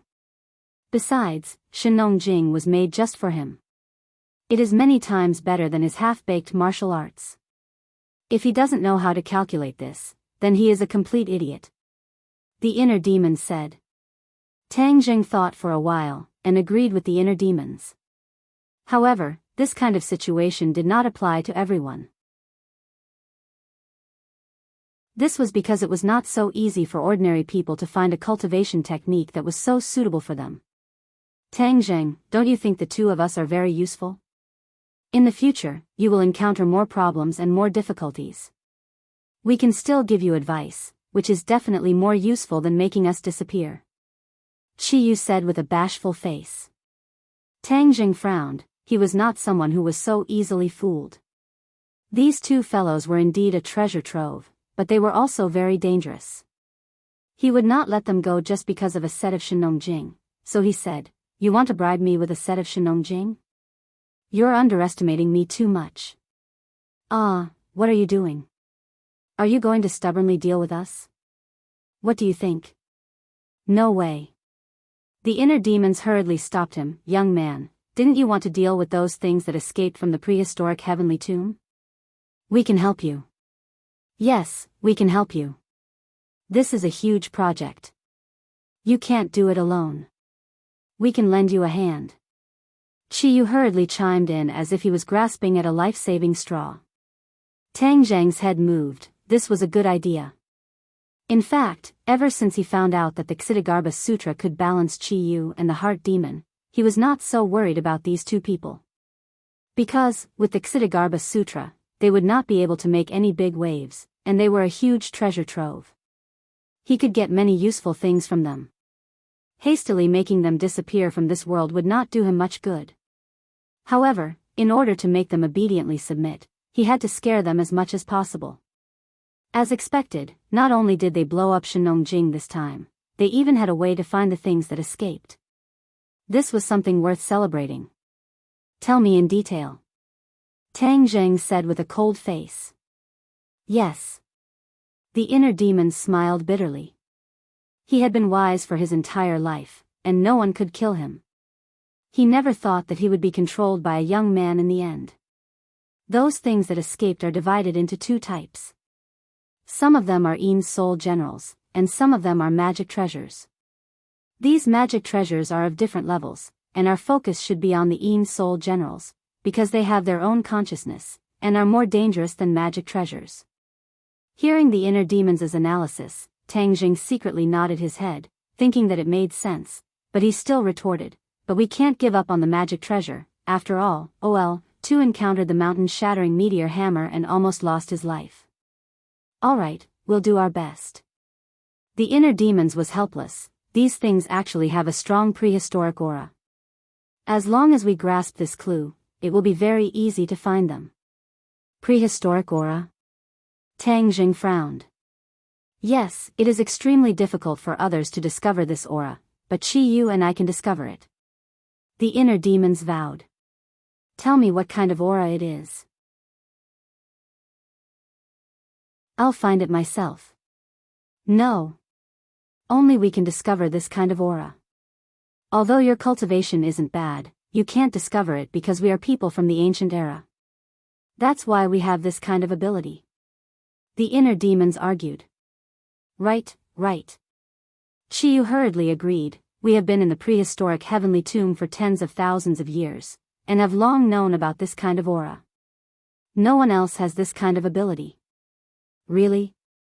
Tang Jing half believed and half doubted. Qi Yu and the inner demons said at the same time. On this matter, the two of them maintained a high degree of consistency.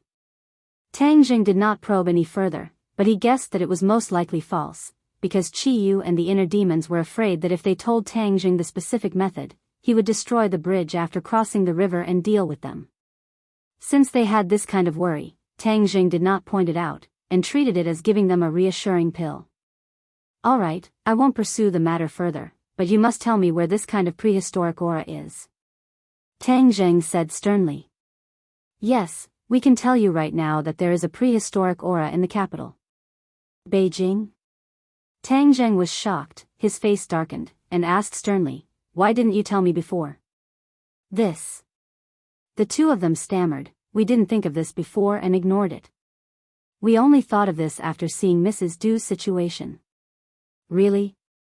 Tang Jing absolutely did not believe that the two of them must have other ideas in mind. Yes, definitely, definitely. The two of them hurriedly promised. Tang Jing smiled and did not pursue the matter further. Then we will set off for the capital tomorrow, and we must find the prehistoric aura that you mentioned. No problem. The next day, Tang Jing first went to check on Mrs. Du, and made sure that there was nothing serious. Tang Jing and Mrs. Du were very grateful to him, and said a lot of good words. Then, Tang Jing and the King of Medicine found a secluded place. The King of Medicine was confused, and did not know why his master had gathered so many people. King of Medicine, I have found the suitable magic for you to practice. The moment he opened his mouth, the Medicine King was shocked. He was overjoyed and moved to tears of gratitude. Many thanks to Master. I will never forget this kindness. Tang Jing waved his hand and said, "This magic method is called Shenong Jing." It is, what, Shenong Jing? Before he finished, the King of Medicine had already screamed in shock. Yes, what's wrong? Tang Jing looked at him in confusion, as if his reaction was a bit too big. Master. The King of Medicine was so excited that his lips trembled. He patted his chest and suppressed the stormy waves in his heart and said, "Master, is it really Shenong Jing?" Of course, do you think I would lie to you? No, I definitely didn't mean that. It's just that rumor has it that Shenong Jing has disappeared for tens of thousands of years, and there are only a few words about it in some medical books. Many people think that it is a legend, made up, and not believed at all. The King of Medicine explained. Tang Jing was suddenly enlightened. No wonder he was so agitated, and lightly said, "This is just some people's shallow view, the Shenong scripture is real." The King of Medicine nodded continuously, his old face was flushed with excitement, and even his wrinkles seemed to have smoothed out a lot. In the blink of an eye, he seemed to have become 10 years younger. Tang Jing laughed involuntarily. Is it necessary to be so excited? Of course. The King of Medicine nodded seriously. Master, you don't know the name of Shenong Jing in the apricot forest. Legend has it that it was written by Shenong, and it is the origin of medicine. Many of the methods of curing diseases and saving people recorded in it are called magic, and it is extremely mysterious. If Shenong Jing really does see the light of day again, it will definitely benefit millions of people in the world. The king of medicine talked endlessly, his eyes shining. Tang Jing nodded secretly, and gradually understood why he was so excited. The status of Shenong Jing was really too high, and if it were anyone in the apricot forest, they would probably have the same reaction as him. In that case, you should carry Shenong Jing forward, help the world by practicing medicine, and save more people. Tang Jing urged. The king of medicine nodded heavily, and said meticulously, Master, don't worry, I will live up to your expectations, and I will not let Shenong and Shenong Jing down. Don't be so serious. It's just that Shenong Jing is not only a medical book, but also a set of cultivation methods. You are a warrior, and you can only practice Shenong Jing if you destroy all your kung fu. Are you willing? Tang Jing asked. Yes, of course, I am willing, 1,000, 10,000 times willing. The king of medicine nodded eagerly. Young man, you see, we were right, he will definitely be willing. The inner demons came out to take credit. Tang Jing ignored them, and continued to say to the king of medicine, then let's start now. I will destroy your kung fu, and it may be a little painful, you have to bear with it.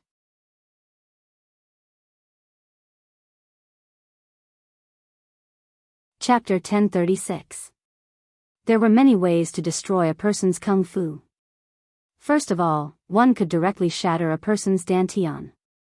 From then on, it would be difficult for the dantian to gather and produce internal strength. Similarly, such a dantian could no longer produce genuine qi, so the person would really be destroyed.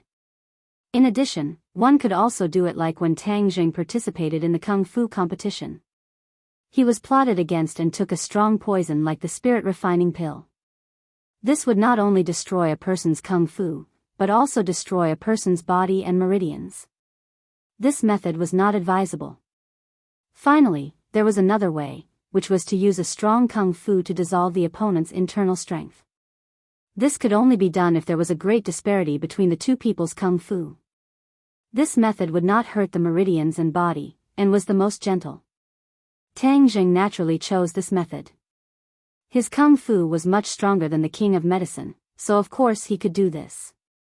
However, the process of dissolving internal strength would inevitably be accompanied by pain. I'm starting.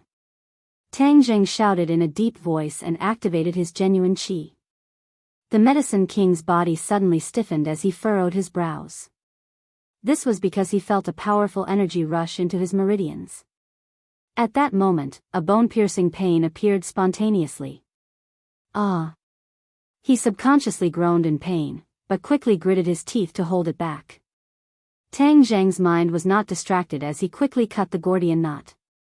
True qi rampaged through his meridians but did not injure his meridians as he tried to use the fastest speed to cripple his martial arts.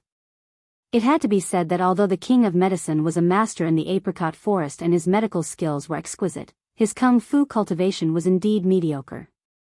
Therefore, Tang Jing's progress was very fast. His genuine qi swept through the king of medicine's meridians and dantian at lightning speed. In the end, the genuine qi defeated all the internal strength, and even the internal strength in the dantian disappeared completely. If it was an ordinary case of dissolving one's kung fu, this would be the end, but Tang Jing was not satisfied with this. The king of medicine was old, so it would take twice the effort for half the result to cultivate.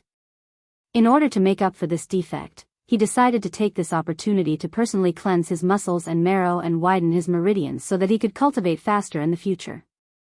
Ah! Suddenly, the king of medicine could not help but cry out. Beads of sweat the size of beans appeared on his forehead. This was the side effect of the forceful cleansing of muscles and marrow. King of medicine, hold it in. I'll help you with the bone marrow cleansing. Tang Jing hurriedly urged. The king of medicine nodded and gritted his teeth. Master, I can hold on. Just let me go. Tang Jing secretly praised him. The pain that the king of medicine had to endure was several times more intense than that of an ordinary person. If it wasn't for his great perseverance, it would be impossible for him to endure. But Tang Zheng believed that the king of medicine could do it. As expected, although the king of medicine was sweating profusely as if he had just been fished out of the water, he gritted his teeth and did not utter a single word. The meridians were widened little by little, and the impurities were gradually discharged from the body. The surface of the king of medicine's body was covered with a layer of black dirt, and the wrinkles on his face seemed to have smoothed out a lot. Tang Zheng said in his heart that he was finally going to succeed. He pointed at the center of the medicine king's eyebrows and said, "Focus your mind and calm down. I will pass on the Shinong scripture to you. You will follow the Shinong scripture's instructions to guide your qi and enter the refining qi stage." "Yes, master." The king of medicine was in pain and happiness. Suddenly, he felt a light flash in his mind, and then there was an ancient book. He was shocked and immediately understood that this was the Shinong Jing. He was so happy that he almost cheered, but he immediately restrained his mind and followed the Shinong Jing's instructions. He began to cultivate little by little. A warm feeling immediately grew from his dantian, and then flowed along his meridians to his limbs and bones. True qi, is this the true qi? He was overjoyed, and his temples were throbbing. Tang Zheng also noticed the true qi in his body. Although this true qi was weak, it naturally repelled his true qi, as if it wanted to drive out this invader. Tang Zheng's mouth curved into a smile, and he controlled the true qi to withdraw little by little from his meridians, and then he guarded him. The king of medicine was like a statue, motionless, and immersed in the mysterious realm of cultivation. From now on, he could be considered to have stepped into the threshold of cultivation, and was able to glimpse the mystery of the great Tao. After a long time, the king of medicine finally opened his eyes, and his eyes were full of joy. He excitedly said, "Master, I've finally succeeded. I've become a cultivator. Thank you for the grace of rebirth." As he spoke, he was about to bow down to Tang Zheng. Tang Zheng hurriedly held him and said with a smile, "No need to be so polite. Since you call me master, this is what I should do. Master's great kindness, I'll never forget it. I taught you Shinong Jing so that you can better practice medicine and save people. I hope you won't forget your original intention, and carry forward Shinong Jing, so that my painstaking efforts will not be in vain." Tang Zheng sincerely said. Although there was a large age gap between the two, they didn't feel the slightest awkwardness towards these words. As the saying goes, the one who reaches the top first. Both of them tacitly agreed on this point. The king of medicine patted his chest, and like a hot-blooded youth, he passionately expressed his promise. Suddenly, he frowned and said, why is it so smelly?" I'm washing your meridians and removing the impurities. This strange smell is the cause of the impurities being expelled from your body." The king of medicine suddenly understood, and hurriedly went back to his room to take a bath. The two chatted for a while, and Tang Zheng clearly explained some things to pay attention to in cultivation, and then they parted ways. He went back to the capital, and the king of medicine went back to the pharmaceutical factory. He flew back to the capital on his sword, and as soon as he landed, he couldn't wait to ask, "Chiyu, inner demons, you said that there's a primordial aura in the capital, where is it? Quickly take me there." The two immediately appeared and said, "Don't be noisy, let us feel it first. The smog in the capital is so bad that even the primordial aura is covered up by this smog, and has become very weak. We have to find it slowly." Tang Zheng speechlessly rolled his eyes, and looked up at the sky. The sky was gloomy, as if it was covered with a layer of gray cloth. Although the tree of life had been constantly improving the spiritual energy and air in this world, after all, it had only been a short time, and the air quality was really too poor, so the effect was not immediately visible. For the time being, Tang Zheng didn't have any way to deal with the smog that filled the sky, and could only pray that the tree of life's effect would appear as soon as possible. However, he had a new idea about his villa area.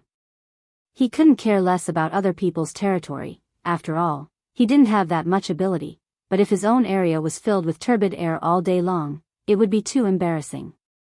Therefore, he had to find a way to improve the air in his area, and turn it into a paradise in the capital. Your idea is not bad, and it's not difficult to realize. A spirit-gathering array can easily do it. Chi-Yu praised. Now, Chi-Yu and the inner demons took turns to praise him. They all wanted to make a good impression on him. Of course, don't you see who came up with this idea? Tang Zheng said proudly, let's find the primordial aura first, then go back and set up a spirit-gathering array. I got it. The inner demons suddenly shouted, I can feel the primordial aura. Inner demons, don't shout, you're not the only one who can feel it, I can feel it too. Chi-Yu snorted. Stop arguing, let's go. Following the inner demons and Chi-Yu's directions, Tang Zheng walked through the streets and came to the entrance of a house. It's here, the primordial aura is coming from inside. The two said with certainty. Tang Zheng looked up, a familiar door and a familiar plaque came into view.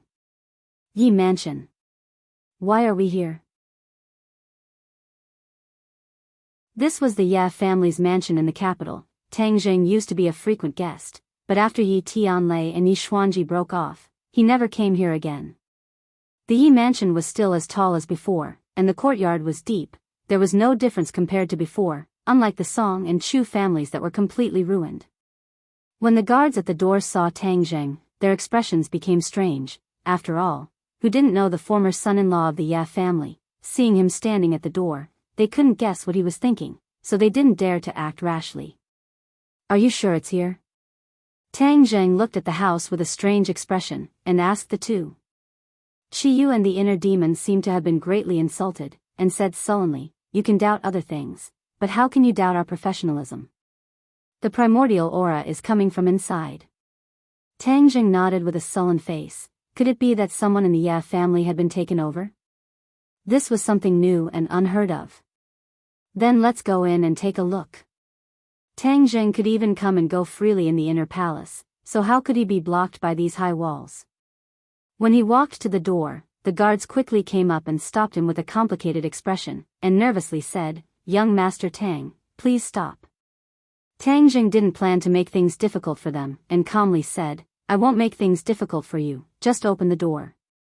The guards had a difficult expression, and said, Young Master Tang, we have a duty, forgive us for not being able to comply.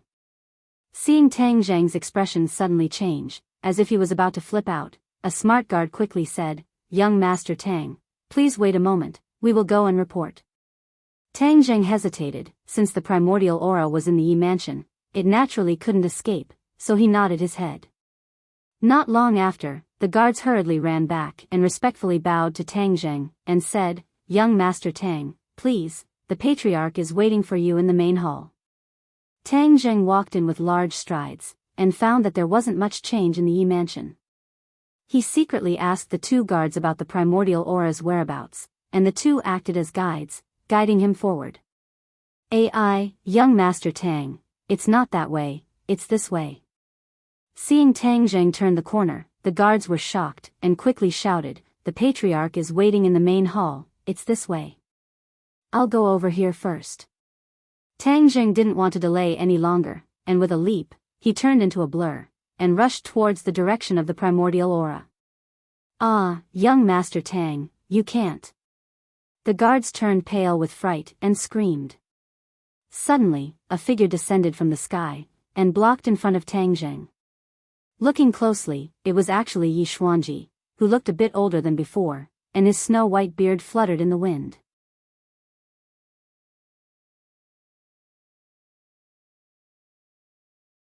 Chapter 1037. Yi Xuanji's aura was incomparably sharp, even more so than before. Tang Zheng's eyes narrowed into two slits as he looked at him calmly. Tang Zheng, this is the Ya family, not just anyone can barge in. Yi Xuanji said in an unfriendly tone. Tang Zheng was unmoved and said, is that so? Could it be that there's some unspeakable secret? Yi Xuanji's temples throbbed as he asked, what do you mean by that? Tang Zheng also stared straight at Yi Xuanji, as if he wanted to find some clues from his reaction, but Yi Xuanji was after all an old fox, so how could he be seen through so easily? There were no flaws at all. Just now, the guard came to report that you're here. Since you're a guest, I naturally wouldn't neglect you. But if you're here to cause trouble, even though my family is weak, we're not that easy to bully. Yi Xuanji said firmly.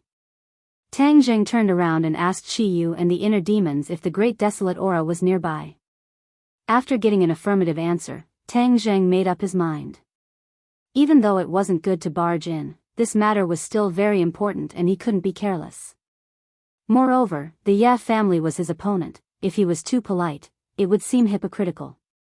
His eyes flashed as he walked straight towards the direction of the great desolate aura.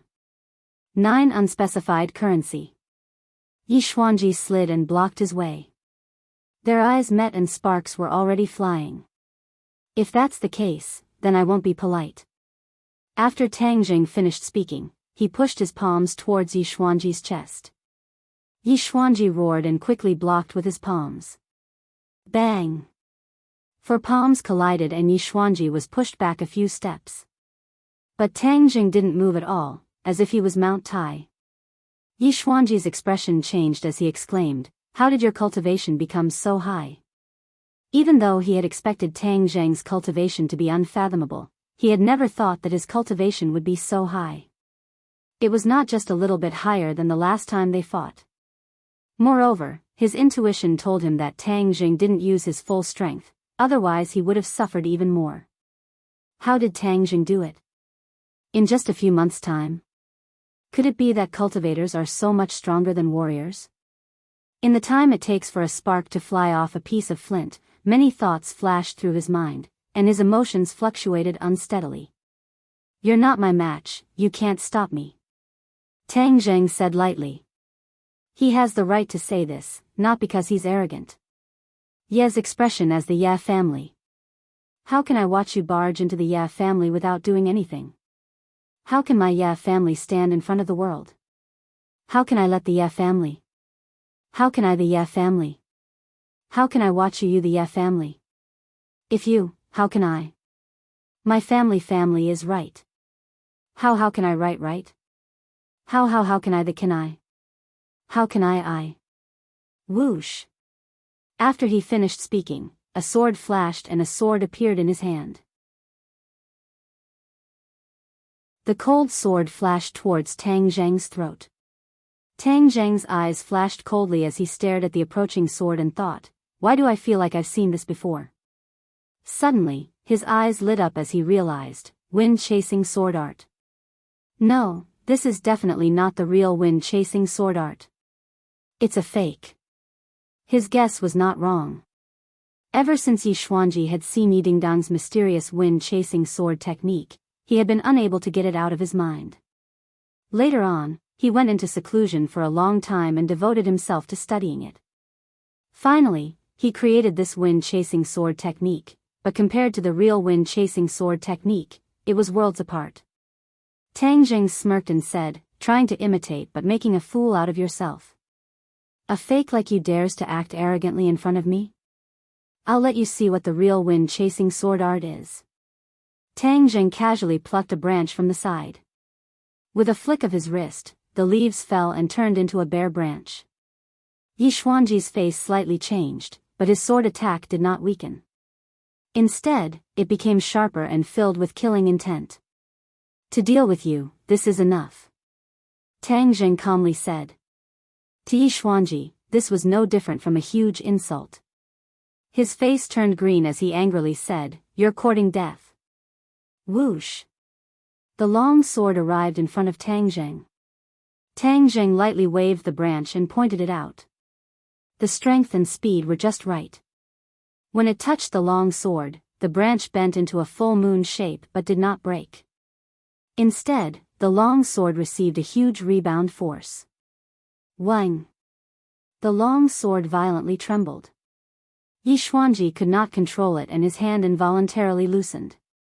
The long sword flew out of his hand and fiercely pierced into the roof, leaving the sword hilt trembling incessantly. Looking at this scene, Yi Xuanji was stunned. He had lost completely. He thought that he had comprehended the essence of the wind-chasing sword art, but he did not expect that he could not even withstand one of Tang Jing's moves. Just now, Tang Zheng's move was fast and accurate. It seemed to be light, but in reality, it had the power of 10,000 kilograms. It was the essence of the wind-chasing sword art. His face revealed an unprecedented look of despair. Tang Zheng did not continue to tangle with him, nor did he take advantage of the situation to attack him.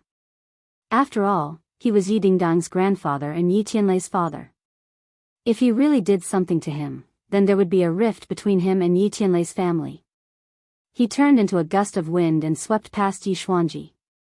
This time, he was too late to block. Why did the primitive aura disappear? Suddenly, Qi Yu and the inner demons exclaimed. Tang Zheng was shocked. He had no choice but to stop and ask, how did it disappear? Didn't you say it was very obvious? It was very obvious just now, but now it has disappeared. The two were helpless and also seemed to be very puzzled. Tang Zheng frowned and looked at the many rooms in front of him. The Ya family was a big house. It occupied a large area and there were many rooms. Without a clear target, it was like looking for a needle in a haystack. Could it be that the person heard the fighting, so he noticed the situation and deliberately hid? The inner demons mumbled. Qi Yu was surprised. He pondered for a while and analyzed logically, if that's the case, then this soul has probably succeeded in taking over the body. It might even have recovered a lot of its power. Moreover, it must have been a powerful master when it was alive, so it could hide the primitive aura. Hearing this, Tang Zheng was also shocked. If it had succeeded in taking over the body, then whose body did it take over in the Ya family? Didn't you say that you could easily detect the primitive aura? Why can the other party disappear under your nose now? Tang Zheng asked angrily. Qi Yu hurriedly explained, Tang Zheng, don't slander us, we are just a strand of soul, and our strength is greatly reduced. If we were to occupy a body, then no matter how well the other party hides, they will not be able to escape our fiery golden eyes. The inner demons also agreed, that makes sense. Why don't you find a body for us and let us be reborn? Then these are all small problems. We will solve them for you in minutes. Tang Zheng sneered mockingly, your plan is too good. Do you think you can fool me like this? Stop dreaming. If I let you take over my body and be reborn, wouldn't I be digging my own grave? How can that be? We have been together for so long. We have feelings for each other. We are close friends. The inner demons and Qi Yu retorted. Stop dreaming. Quickly find a way to find the other party. Tang Zheng urged. The two of them fell silent at the same time. After a while, they said faintly, I'm afraid there is no way. No way? Tang Zheng stared with his eyes wide open, you were so confident before. Now you are breaking the chain. We don't want to either. The two of them mumbled, feeling wronged. I don't care. Anyway, if there is no way, now that we are here, I will not give up halfway. Tang Zheng purposely forced the two of them. Let's capture Yi Xuanji and interrogate him. Maybe we will get something. The inner demon suggested. Tang Zheng sneered, what kind of rotten idea is that? Do you think Yi Xuanji is a coward? You think he will listen to you just by scaring him? Don't we still have the soul-searching method? Qi Yu said. Tang Zheng's head moved, but he immediately rejected this method. Just like killing Yi Xuanji, this would also cause a rift between him and Yi Tianlei's family. This was a last resort. He would not do this unless he had no other choice.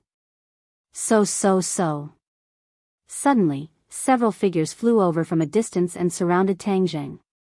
They were Yi Xuanji, Yi Tianming, and Yi Ku.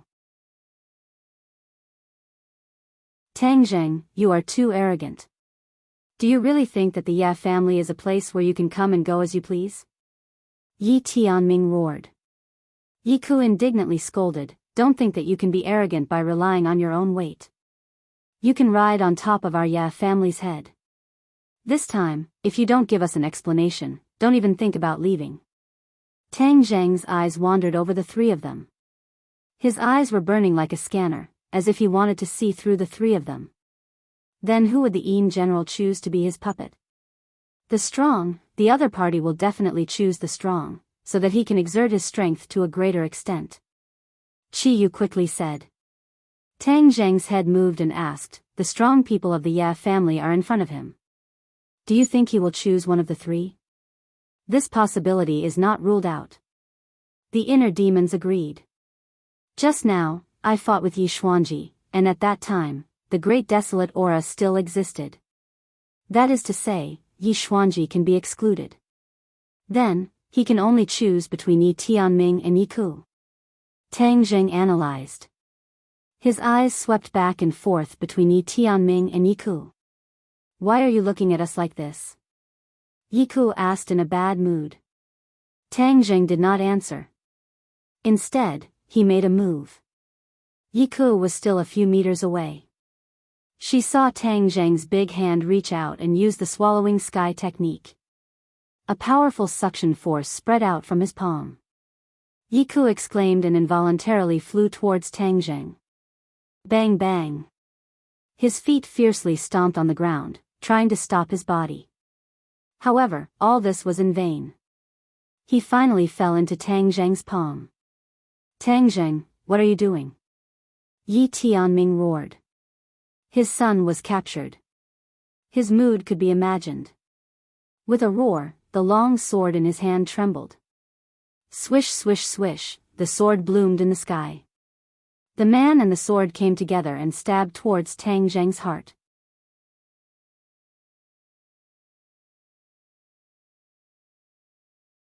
Chapter 1038.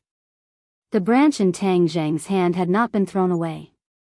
He shook the branch and faced the two people.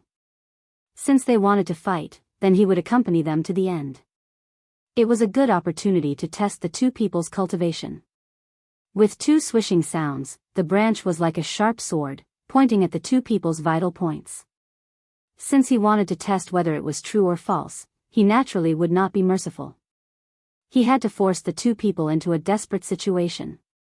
The branch accurately pierced the two people's bodies. However, the two people did not fall, nor did blood burst out. The two people's faces showed a sinister and strange smile, which made people's hair stand on end. What's going on? Tang Zheng was shocked. He was very clear on the power of his attack. With the cultivation of these two people, it was impossible for them to block it. Even if they were strong, it was impossible for them to do so. Could it be that these two people had already been taken over and reborn? Tang Zheng, your methods are useless. You should obediently accept your death. You have committed all kinds of crimes against our Ya family in the past.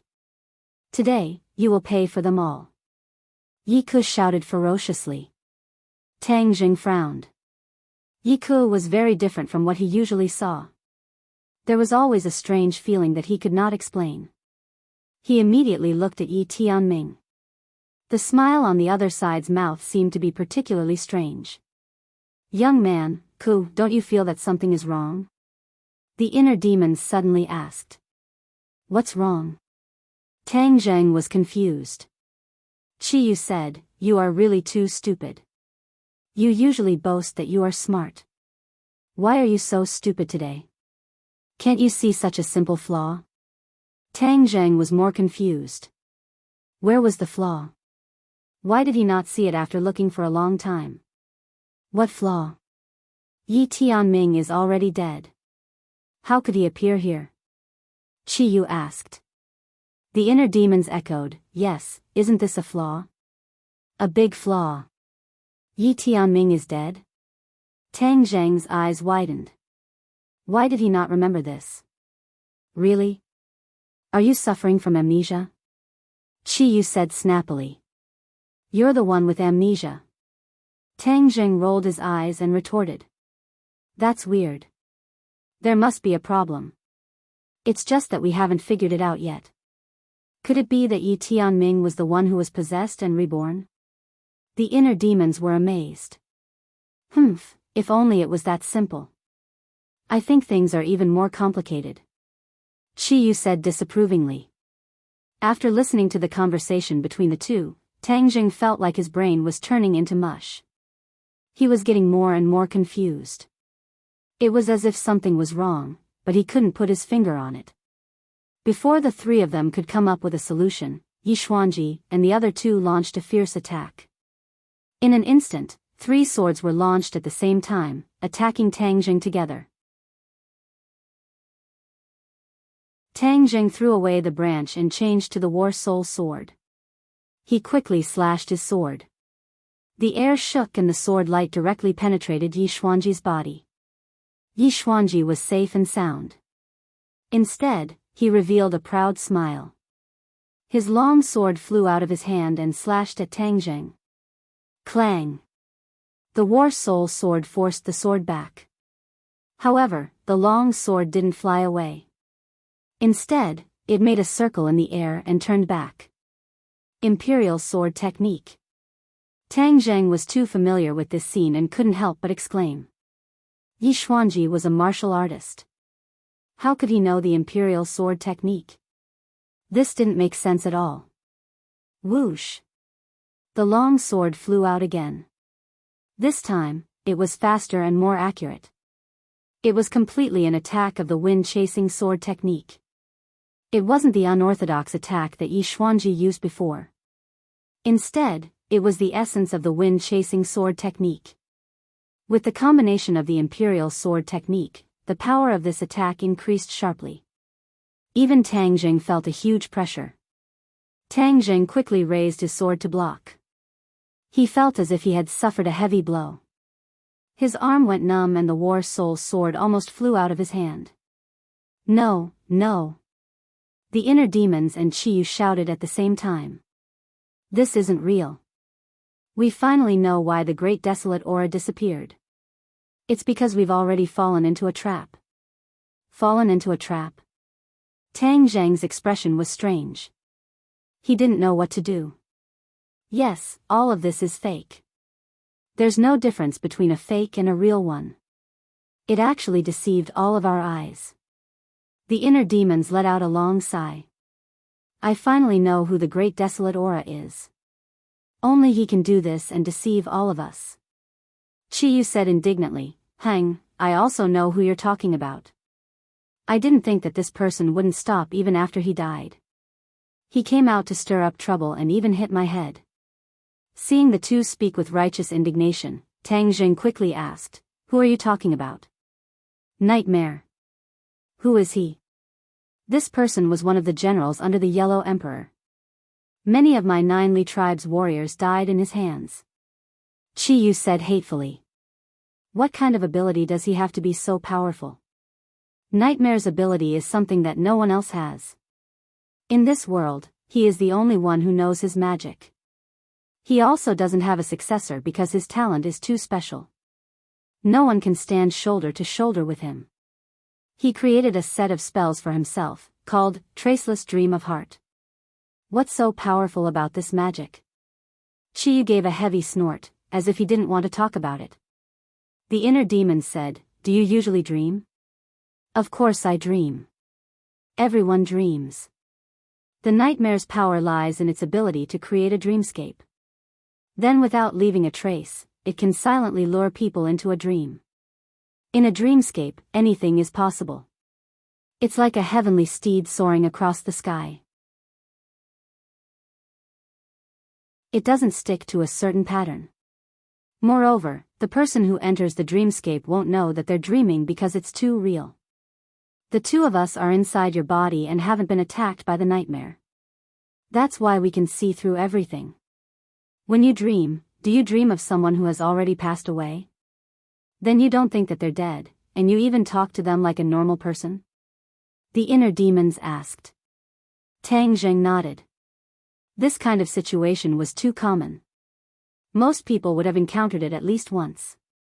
So, right now we're in a dreamscape created by the nightmare. That's why we're like this.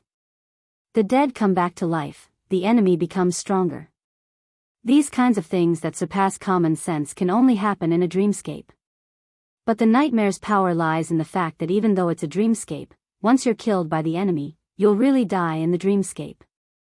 Those who are lured into the dreamscape by the nightmare's traceless dream will be trapped in the dreamscape if they can't break out of the dreamscape. The nightmare will always think of ways, and even deliberately create nightmares to make people die in their dreams. These words enlightened Tang Zheng. His heart was as clear as a mirror, and his eyes lit up. Everything in front of him seemed to distort. The air violently fluctuated, and the trees and houses around him became faintly discernible. The smiles of the three people in front of him became increasingly strange, causing his heart to feel cold. This is all fake. I'm dreaming. Tang Zheng shouted himself hoarse. Boom! With a loud noise, the whole world seemed to collapse.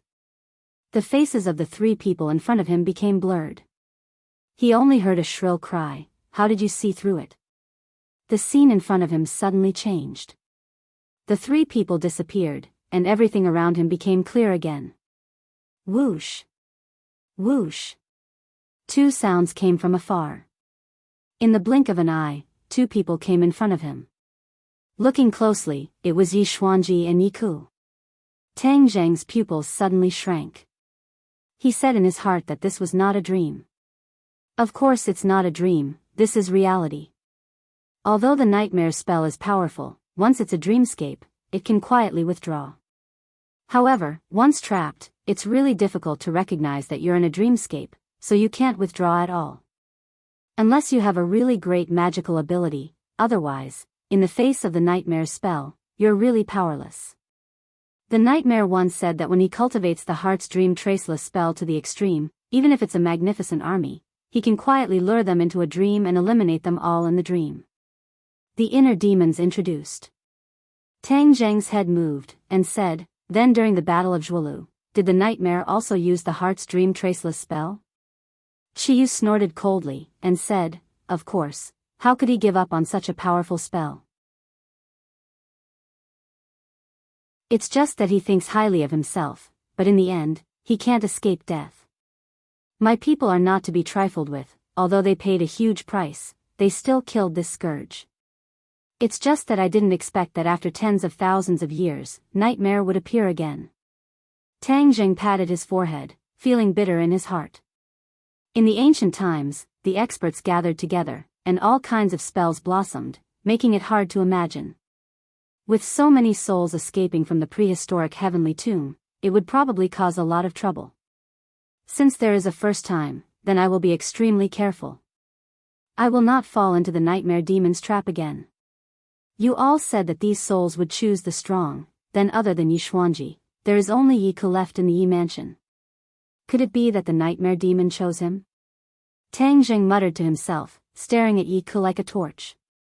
The Ya family looked at Tang Zheng. Just now, they saw that Tang Zheng was as motionless as a statue from afar. The two of them were shocked, but they did not sit back and watch. Instead, they directly chose to charge over, preparing to give him a fatal blow. However, just as they rushed in front of him, they discovered that Tang Zheng had freed himself from the meditative state of the old monk.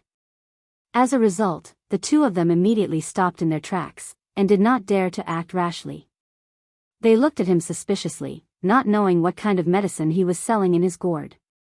"Tang Zheng, do you really think that my Ya family has no one left?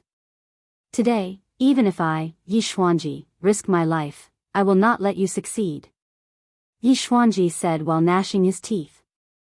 Just now, he was completely shocked by Tang Zheng's strength. When Tang Zheng left, he was both scared and ashamed. He was the dignified patriarch of a generation. If he was scared like this, then he would not be able to show his face in the Yi clan in the future. He would be pointed at behind his back and scolded to death. As the head of the family, of course he could not ignore it. Therefore, even though he knew that he was no match for it, he still had to chase after it. Only this time, there was Yi Ku.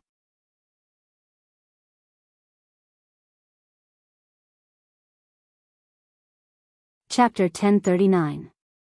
Tang Zheng did not pay attention to Yi Xuanji's clamor, he just stared at Yi Ku intently, as if he wanted to see through her.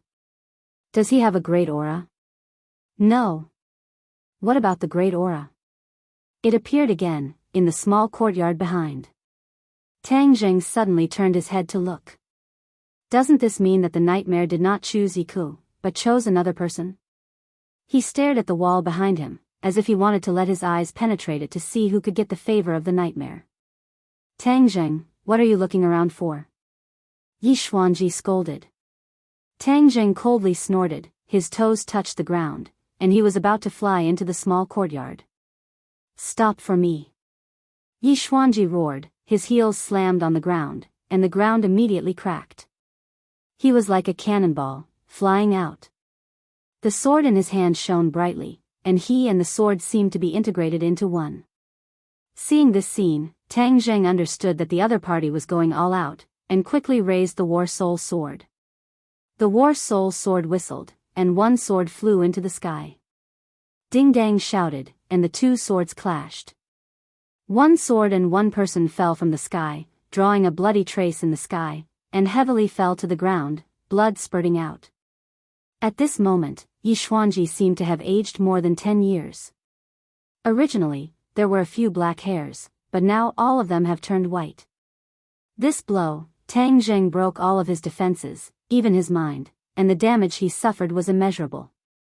Tang Jing did not hide anything. It was the other party's repeated threats that made him really angry.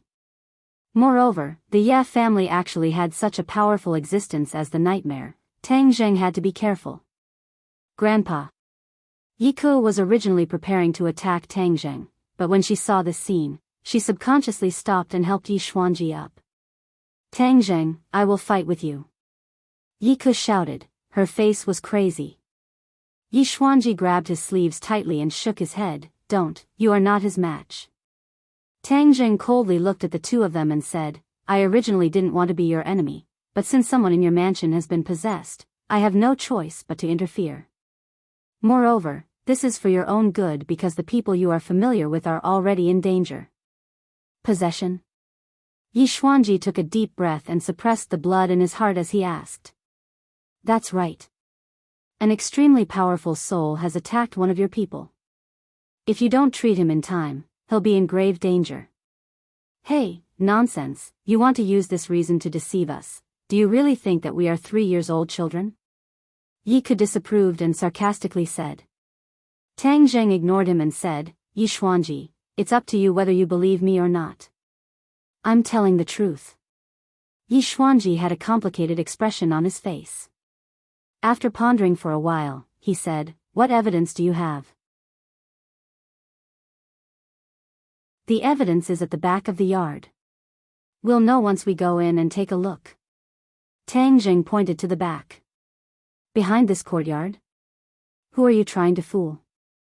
No one lives in this courtyard for a long time. How can there be people? Hey, Tang Jing, don't you know how to make up a better lie when you're lying? Yiku snorted. No one, how can it be? Tang Jing didn't believe it. It was clear that the great desolate aura was coming from inside. His heart moved and he asked, could it be that an outsider broke in and deliberately hid inside? Ridiculous, where do you think my Ye family is? What kind of cats and dogs can come and go as they please? Yiku pointed at the mulberry tree and scolded the locust tree. Tang Jing frowned, Yiku, keep your mouth clean, otherwise you will suffer. Yiku still wanted to argue, but was stopped by Yi Xuanji. He looked deeply at the courtyard, not knowing what he was thinking. Bad, the great desolate aura is moving, the other party wants to escape. The inner demons suddenly shouted. Don't let him escape. Chi Yu urged, quickly chase. Tang Jing also ignored the Ye family, jumped and rushed into the courtyard. Yiku shouted, stop, and tried to chase, but she was held back by Yi Xuanji. She could only watch as Tang Jing disappeared in the courtyard. Grandpa, why are you pulling me? This is the Ye family, how can we let him do whatever he wants?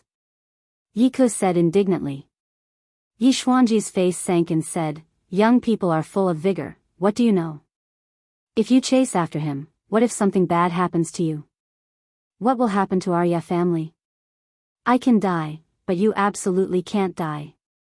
You are the hope of the Ye family, do you understand? Yiku lowered her head in shame and said, Grandpa, I know I was wrong. How much credibility do you think Tang Zheng's words have? Humph, he is completely lying. Yika's face was cold and said without thinking. Yi Xuanji was silent. Yika was shocked and asked, Grandpa, you don't really believe his nonsense, do you? Do you think it is necessary for him to talk nonsense to both of us? We can't threaten him at all. He is so active, what can he do, or what benefits can he get? Yi Xuanji pointed out. Yiku was speechless. Yi Xuanji patted Yiku's shoulder and said earnestly, think more when you encounter things. I found that since the war, you have become more and more impatient. Although you have Tang Zheng, this mountain in front of you, but even in the face of the mountain, we have to have the spirit of a foolish old man moving the mountain. Conserve energy, accumulate strength little by little, and one day, we can dig up this mountain. Yiku lowered her head and said, Yes, Grandpa, I understand. He turned his eyes and asked, Since you think that what Tang Zheng said is true, then what is the matter with the soul, he said. Of course we have to figure it out. Let's go in. Yi Xuanji stood up with difficulty as the injury he received just now was not enough to take his life. The two hurriedly rushed into the courtyard, only to find that Tang Zheng's figure had jumped up from another wall and completely disappeared. He didn't find what he wanted? Yi Xuanji said, Let's catch up. However, the two chased for a while, and completely couldn't see Tang Zheng's whereabouts. They could only look at the endless flow of traffic and sigh. Yika stomped her foot and said, Damn, I let him run away. Yi Xuanji shook his head slightly and said, About what Tang Zheng said later, you are not allowed to spread it, understand? Yes. Yika didn't know why, but she quickly responded. In addition, pay more attention to Tang Zheng's movements during this time. He is jumping too happily, and this has become the target of public criticism. We don't have to deal with him, someone else will clean him up. We just need to watch the show, and then save our strength. Yiku nodded. The leader is determined to support our Ya family. If we are unable to support the leader will change his target in minutes, and our Ya family will completely lose the opportunity to rise.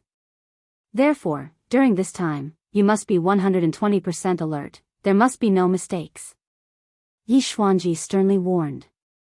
Yiku understood the importance of the matter and nodded heavily. When Tang Zheng chased into the courtyard, the primitive aura had already escaped. He followed the aura and quickly chased out.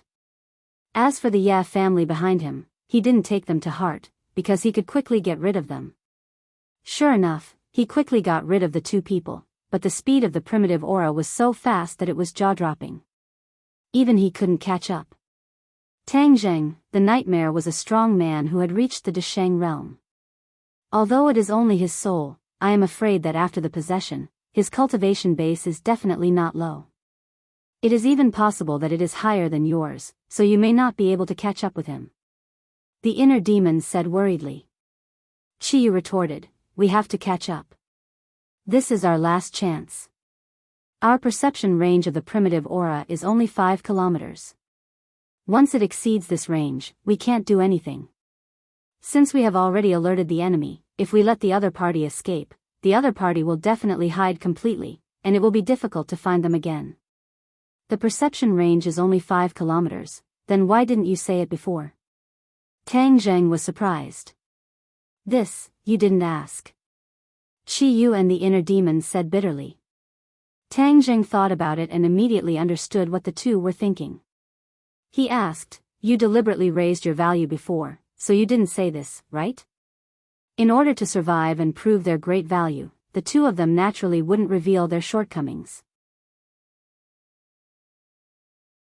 As for the desolate aura in the Yi residence, they had long discovered it, which was why they were so confident. As for the other desolate auras, they couldn't sense them at all. They didn't even have the slightest clue. I was actually tricked by the two of you. Tang Zheng's expression was unkind. How did we trick you? We can really sense the primitive aura, but there is a distance limit. Humph, deliberately exaggerating, isn't that a trick? You're wrong, we didn't lie to you at all. The two hurriedly defended themselves. It had to be said that what the two said was not unreasonable.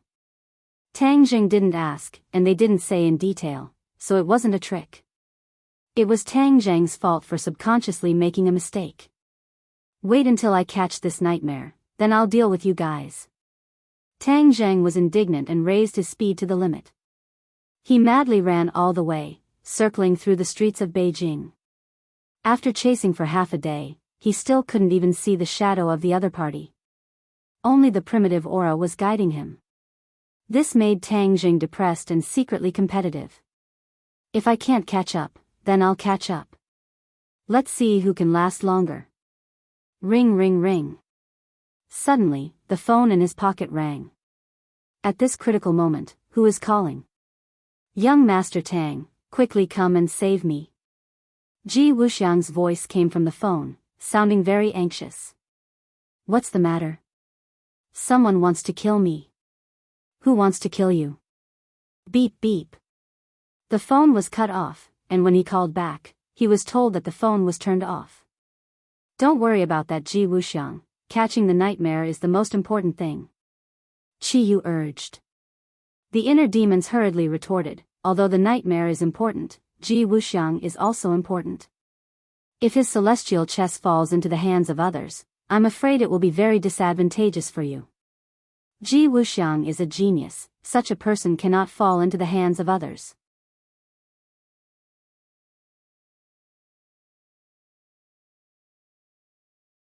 Chapter 1040. What's so hard to choose? Stop hesitating and continue chasing the Nightmare Lord. Otherwise, it will be too late for regrets. Qi Yu kept urging. The inner demons retorted, Qi Yu, don't be an alarmist. He has a grudge with you, that's why you want to kill him. The Nightmare Lord is indeed powerful, but to say that he's so powerful that it's against the heavens is definitely an exaggeration. Why would the Nightmare Lord run away and not face Tang Zheng head-on? Because he knows that Tang Zheng has a way to break his traceless dream spell. His most powerful spell would not work, so he would naturally run away. Is that so? Tang Zheng's heart moved as he asked. Of course it is so. The inner demon said as a matter of fact. Qi Yu did not refute, clearly agreeing with this point. If I meet the Nightmare Lord again, can I not be affected by his traceless dream spell? Tang Zheng asked curiously. The inner demons confidently said, of course not for normal people, but you can rest assured that with us here, even if he can lure you into the dream realm, he won't be able to lure us.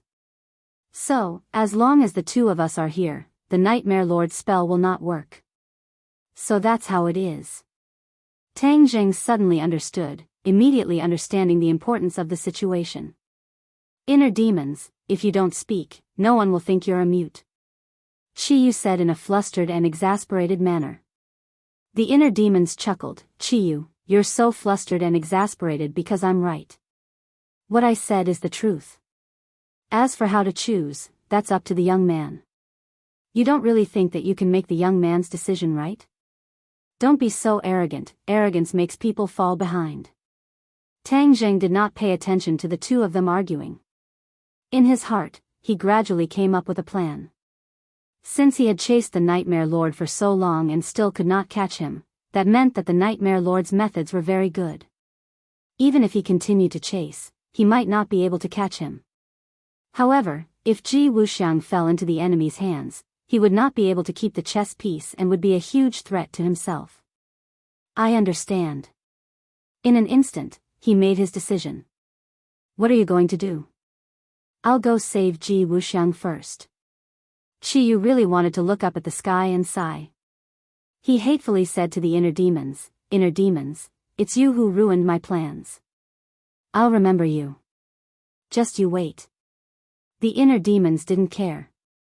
Qi Yu, whether it was when you were alive or now, you can't do anything to me. So your threat is too weak to be effective. Inner demons, you really are my nemesis. Qi Yu shouted angrily. Tang Zheng changed direction and headed straight for the Xiangqi Club. Although Ji Wuxiang did not say where he was, he had a feeling that Ji Wuxiang was most likely in the Go Club. When he arrived at the Go Club, the door was tightly shut. He immediately frowned. He had guessed correctly. As for what had happened in the Go Club, no one knew. Even the passers-by at the door did not notice anything strange. However, Tang Jing sensed it. He quickly went to the corner and, while no one was paying attention, lightly tiptoed into the Go Club. Separated by a wall, the outside was noisy, but the inside was silent. Not even the chirping of insects or birds could be heard. It was terrifyingly silent. As far as the eye could see, he understood what was going on. Because everything in front of him was completely different from before. It was a mess. The pavilions had collapsed and turned into ruins. The mood of the small bridge and flowing water was completely destroyed. Tang Zheng's pupils constricted as he hurriedly rushed out. After a few steps, he saw the only place that was completely undamaged, the hall, which was also the place where many chess players used to play. The Go boards were still standing. The Go players sat in front of the boards, holding the pieces in their hands. Their faces were cold and hard like rocks in the cold wind. Their hands were frozen in midair and did not fall for a long time. There were two people standing in the hall. One of them was Ji Wuxiang, and the other was wearing a mask. Tang Jing recognized him at a glance. He exclaimed, "My lord." The masked man was the Great Lord. Tang Jing had fought him several times, so he was very familiar with the mask. Hearing the voice, the Great Lord and Ji Wuxiang turned their heads at the same time. When they saw Tang Jing, the Great Lord exclaimed, "Tang Jing, it's you again. Why are you everywhere?" His voice was filled with endless anger. When Ji Wuxiang saw Tang Jing, his expression relaxed. His tense expression also relaxed a little. "My lord, I've been looking for you for a long time. You're finally willing to show yourself," Tang Jing said without backing down. "Humph, I was looking for you. What did you do to my Azure Dragon Hall's consecrated Xian Yin?" the Great Lord asked coldly. Tang Jing smiled faintly. "Do you want to see her? I can help you and let you meet. Could it be that you killed her?" "That's impossible." "How could you kill her? You imprisoned her, didn't you?" Tang Jing's head moved. The Great Lord seemed to have known that Xian Yin could seal herself to protect her life. That's why he ran away so unscrupulously. "If you don't answer, I'll take it as a yes. Today you don't have any other helpers. You're not my opponent.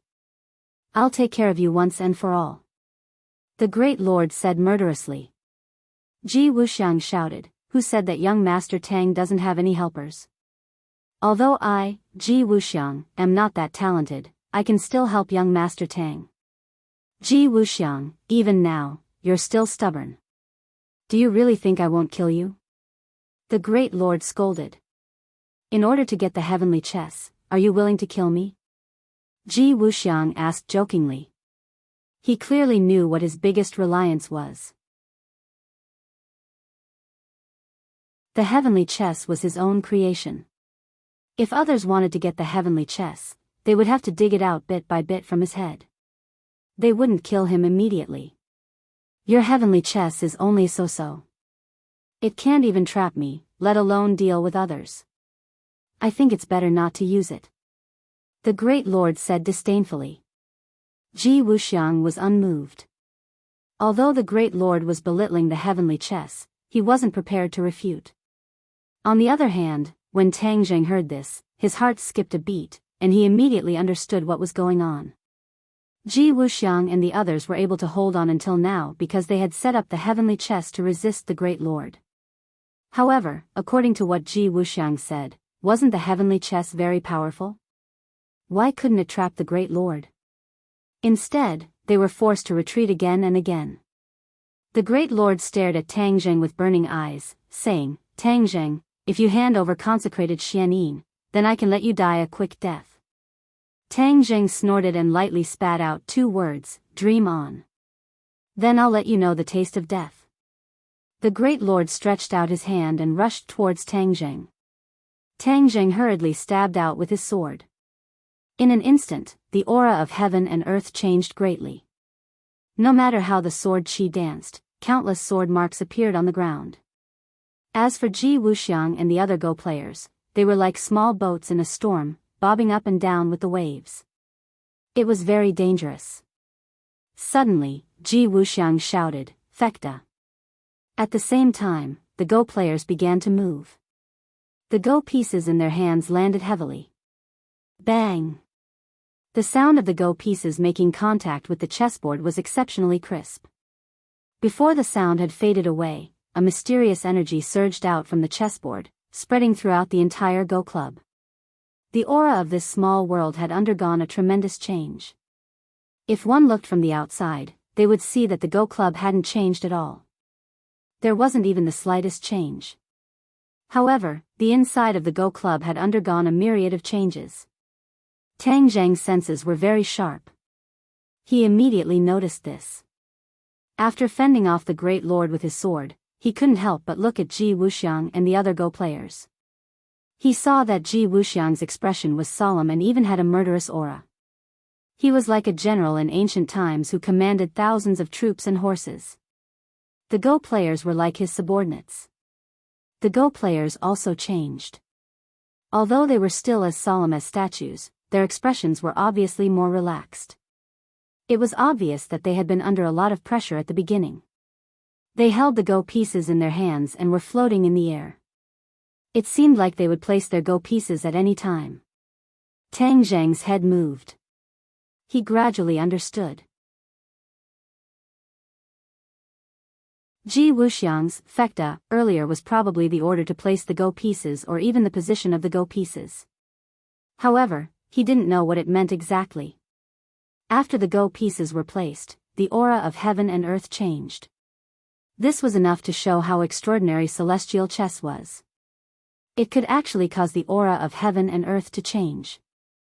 It was truly extraordinary for a Go game to have such power. Tang Zheng didn't underestimate celestial chess like the Great Lord. Instead, because of this change, he treated celestial chess differently and had a higher opinion of it. The Great Lord had seen this change in the previous battle, so he was already used to it. The aura of heaven and earth changed more and more violently. Suddenly, Tang Zheng felt a chill. He felt something and looked at the Great Lord. The Great Lord's expression changed. He shouted, "You're doing it again." Bam! With a muffled sound, it was as if a tyrannical force had struck the High Lord's body. He quickly retreated, leaving a long mark on the ground. The floor was like the earth that had been plowed, turning up one after another. What a tyrannical force! I can't guard against it. Tang Zheng turned pale with fright. This change was beyond his expectations. He asked himself honestly. If he was in the Great Lord's position, he definitely wouldn't be able to block this attack. Most importantly, this attack was invisible.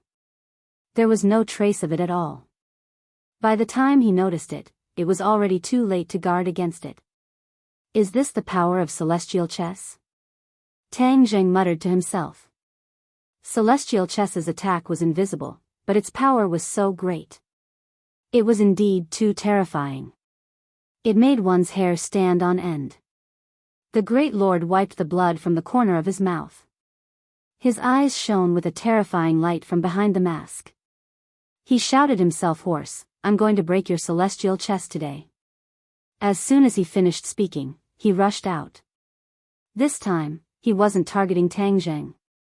Instead, he directly attacked Ji Wuxiang. Obviously, in his heart, celestial chess was a bigger threat than Tang Zheng. Celestial Jade. Ji Wuxiang opened his mouth again. This time, he didn't seem to be as relaxed as before. These two words burst out from his throat with great difficulty. Those chess players moved again. This time, their movements were very slow. It was as if they were resisting an invisible force. Tang Zheng saw everything clearly. He couldn't help but be amazed. This was a huge difference from before. As an outsider, he didn't know the reason behind it. Bam!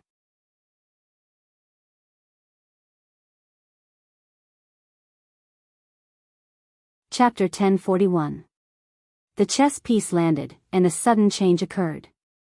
A tyrannical force once again struck the High Lord's body, and blood seeped out from under his clothes, forming a dark red patch. You! The High Lord gasped for breath, his breathing became extremely hurried and chaotic, and he was actually unable to say a complete sentence. He propped himself up with his palm on the ground, turned into a ray of light, and fiercely rushed towards Ji Wuxiang. Stop! Tang Jing shouted loudly, the sun-shooting arrow and heaven-shocking bow in his hands. The bowstring trembled, and the sun-shooting arrow flew out like a meteor, arriving in front of Ji Wuxiang in the blink of an eye. Ji Wuxiang's face changed. How did your sun-shooting arrow become so powerful? Tang Jing sneered. With a thought, the speed of the sun-shooting arrow increased. The High Lord flipped in the air, the sun-shooting arrow brushing past his scalp. However, before he could rejoice, he saw the sun-shooting arrow turn back in midair. His expression changed greatly as he looked at the sun-shooting arrow and Tang Jing in disbelief. This was even more powerful than he had expected. Seeing the sun-shooting arrow flying over again, and Ji Wuxiang opening his mouth, as if he was about to speak again, his expression turned cold. He looked at Tang Jing hatefully, then looked at Ji Wuxiang unwillingly, turned around and left. Like a whirlwind, he soared into the sky and flew over the courtyard wall. Delta, boom! The sun-shooting arrow missed and shot into the corner of the wall. After a loud sound, a huge hole appeared at the foot of the wall, and gravel flew everywhere. Tang Jing stomped his foot in hatred, and said indignantly, the High Lord is too shameless. Once he noticed that something was wrong, he actually ran away. Is he addicted to being a deserter? Last time he ran away, this time he ran away again. Tang Jing was very clear that the High Lord was not completely afraid of the power of the sun-shooting arrow. Although the sun-shooting arrow was a sacred weapon, with Tang Jing's strength, it was not enough to truly threaten the High Lord. What he was afraid of was clearly Ji Wuxiang and Tang Jing working together. With the sky chess and Tang Jing attacking together, the power would naturally increase greatly, and even the High Lord would not dare to underestimate them. The other chess players were drenched in sweat, as if they had just been fished out of the water. Their stiff faces finally revealed a trace of relaxation. It was obvious that the battle just now was a huge test for them.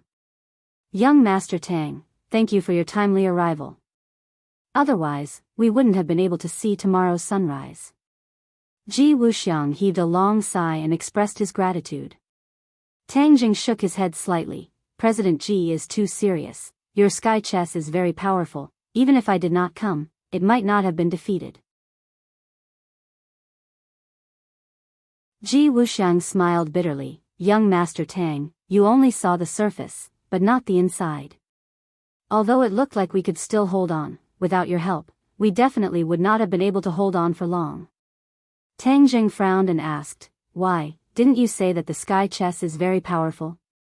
The High Lord wanted to use the sky chess to deal with Tang Jing and the others, including Empyrean Fairy and Tian Chanzi.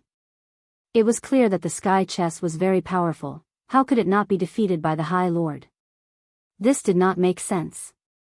Ji Wuxiang said resentfully, you only know one part of the story, but you don't know the whole story. It's true that the heavenly chess is powerful, but we didn't unleash the true power of the heavenly chess just now.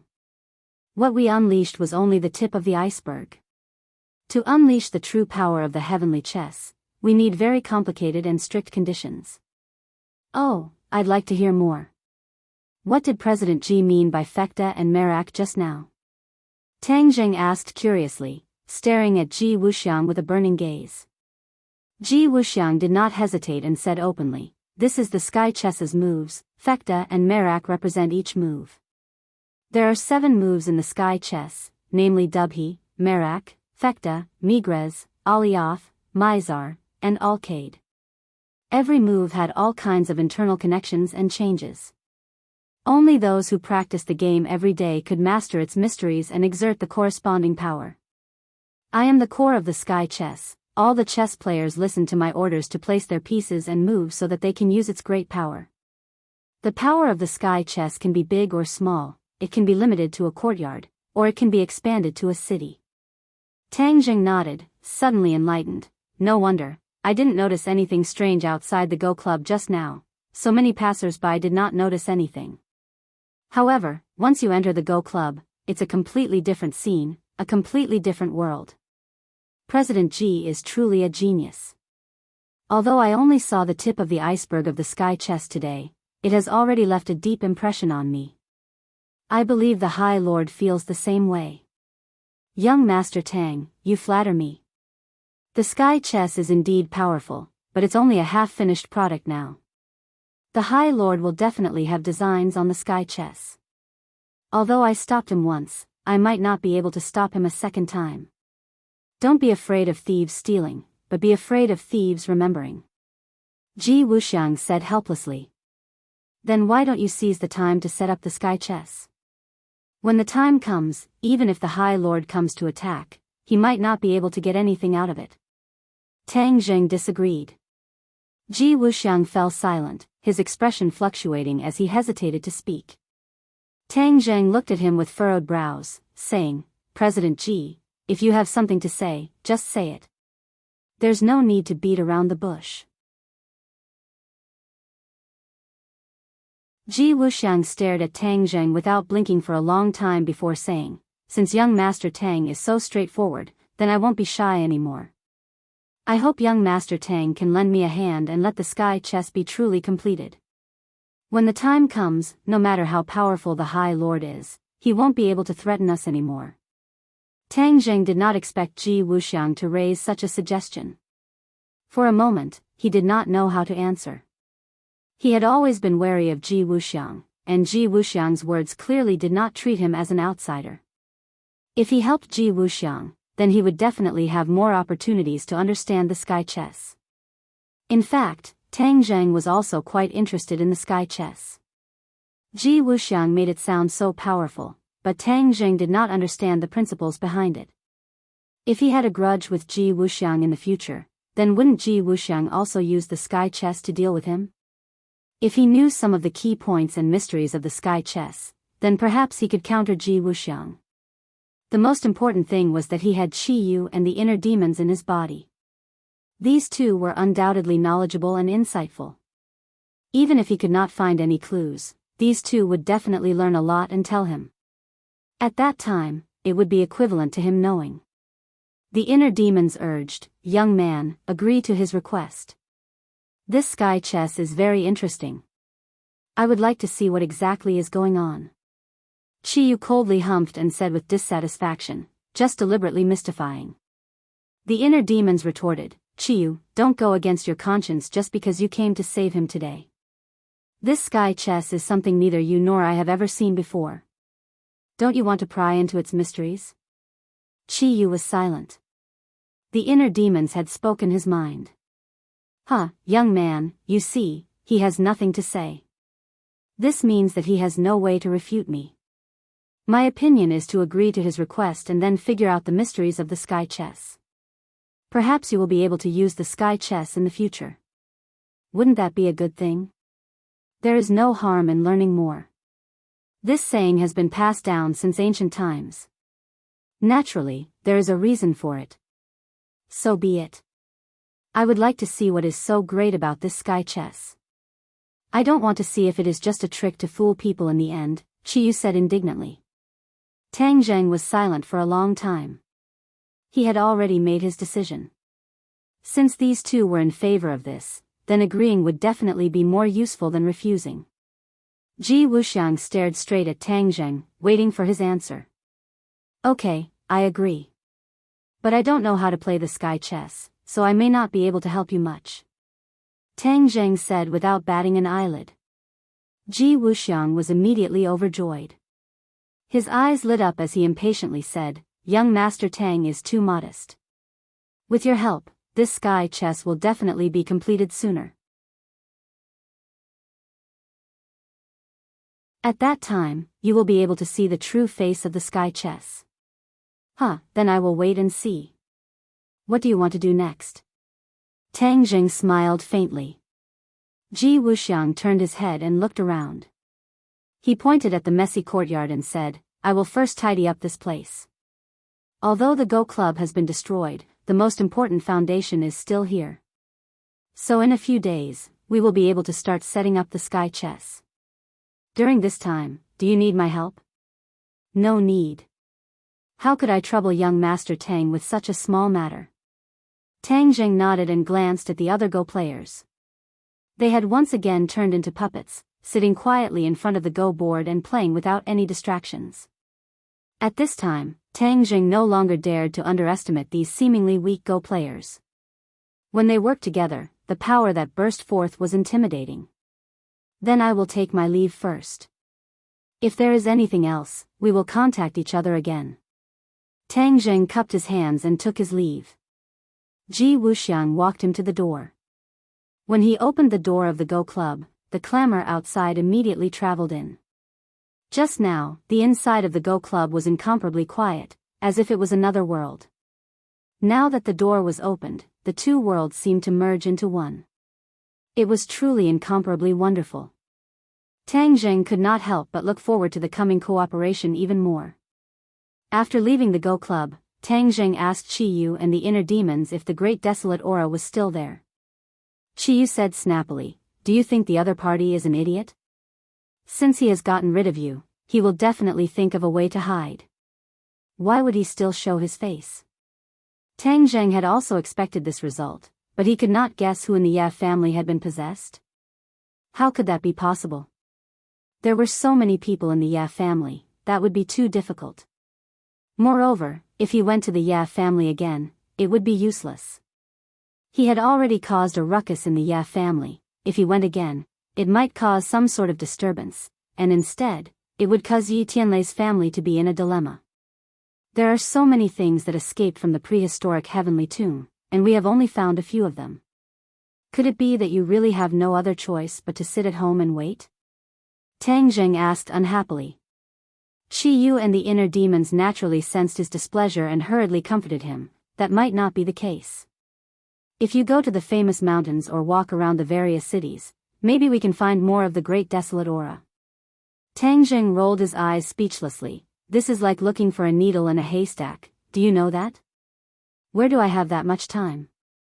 Qi Yu's heart skipped a beat, and he suggested, "Didn't you already take the Li Palace under your command? Li Palace's eyes and ears are all over the world, and they are well informed.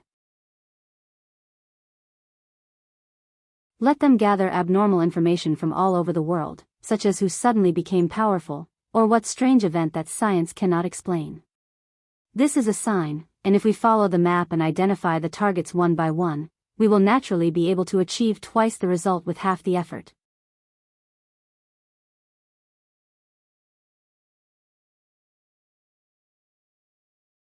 Chapter 1042.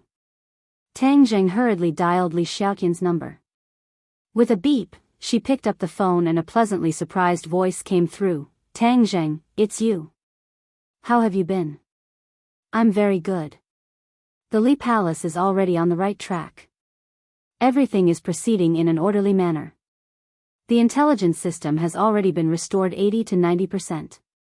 When Granny Li left with her people, the intelligence system was damaged to a certain extent. However, Li Xiaotian's ability was outstanding. It didn't take long for it to be restored. Moreover, she established a strict intelligence network that was more precise and accurate than before. It had to be said that her ability was truly outstanding. "I have something for you to do." Tang Jing went straight to the point. Li Xiaotian was very happy. This showed her value, so she asked, "What is it?" "Give the order to collect all kinds of mysterious and strange events throughout the country." Tang Jing finished explaining in detail.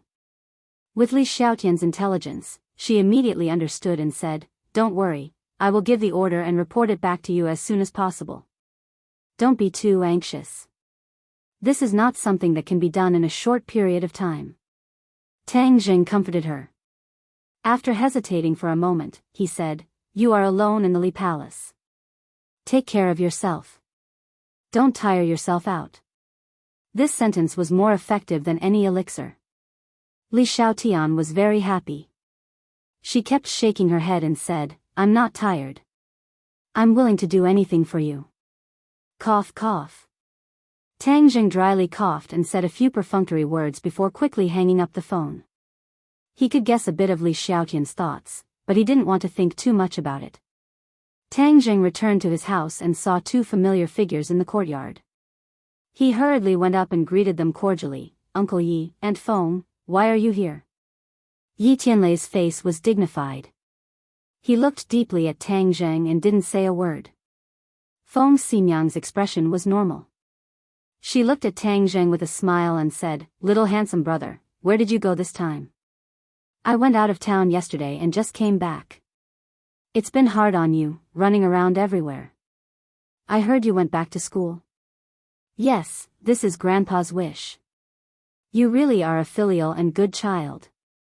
Feng Ximyang looked at him with a smile. The look in her eyes was more doting than when she looked at her own son.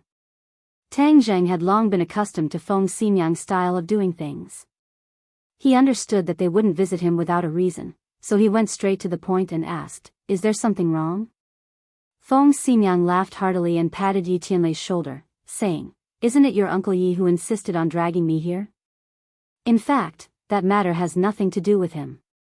He's just a dog catching a mouse and meddling in other people's business. People don't even appreciate his kindness. Tang Zheng looked suspiciously at Yi Tianlei and said, Uncle Yi, if there's something then just say it. You're being too polite with me. That's treating me like an outsider. Yi Tianlei let out a long sigh and said, all right then, I'll just say it. Today I heard news that you went to the Yi residence to cause a ruckus. Is that true? Tang Zheng nodded, yes. Can I ask the reason? Yi Tianlei's brows were tangled. Tang Zheng looked at him thoughtfully and instantly understood the purpose of his trip. Yi Tianlei was actually a truly good person. Even though he had broken off relations with the Yi residents, he still missed the Yi residents deep in his heart. He couldn't be as resolute as Feng Ximyang and Yi Dingdang. Therefore, he had always been silently paying attention to the Yi residents' movements. Today, Tang Zheng caused such a big ruckus that it naturally couldn't escape his eyes. That's why he came to ask Tang Zheng. This wasn't a punitive expedition, but to clarify the reason and see if he could mediate. Tang Zheng smiled and said, since Uncle Yi asked, then I will naturally tell you everything I know and will not hold back. Back then, there was a prehistoric heavenly tomb in the 10,000 huge mountains. Because the restrictions were broken, many creatures and magic treasures escaped. In the past, I never paid attention to it, but now I find out that these things that escaped are quite dangerous, and are good at seizing bodies and rebirth. In other words, they occupy other people's bodies, and with a shake of their bodies, they become living people again. These guys all came from the ancient era and are very powerful. Once they are allowed to truly recover and grow stronger, they will be a huge threat to this world. Yi Tianlei and Feng Ximyang were both shocked. They never thought that there would be so many hidden matters, and immediately asked, then what does this have to do with the Yi residents? These things that escaped will emit a desolate aura.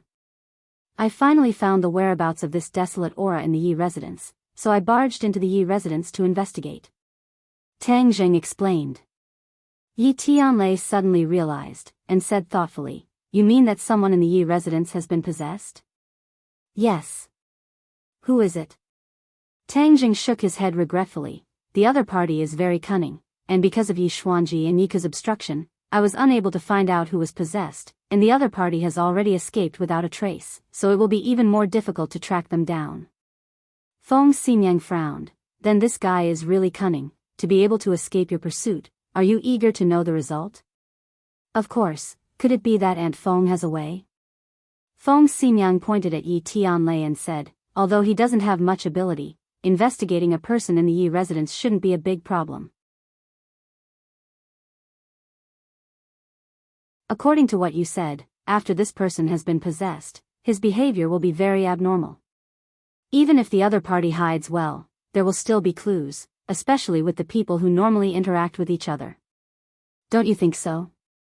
Tang Zheng's head lit up, and he looked at Feng Ximyang in pleasant surprise, and said, Aunt Feng is wise. Feng Ximyang laughed loudly. What wise idea do I have? It's just a small matter. Saying this, her arm touched Yi Tianlei, and said, don't you think so? This small matter must be done immediately when we go back, and we must find out who was possessed in the shortest time possible. Yi Tianlei nodded his head, and after a long time he said, "Little Zheng, you are our family's benefactor, so I will naturally take care of this small matter, but if it involves a specific person, what are you going to do?" Tang Zheng raised his eyebrows and asked, "Does Uncle Yi have any misgivings?"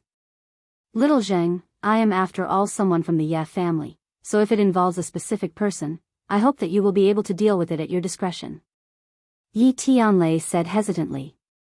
Feng Xinyang heard this, and directly jumped up. "Yi Tianlei, what's wrong with you? How did the Ye family treat us? Did you not see it? Now you are saying good things for them, are you a pig, so stupid?"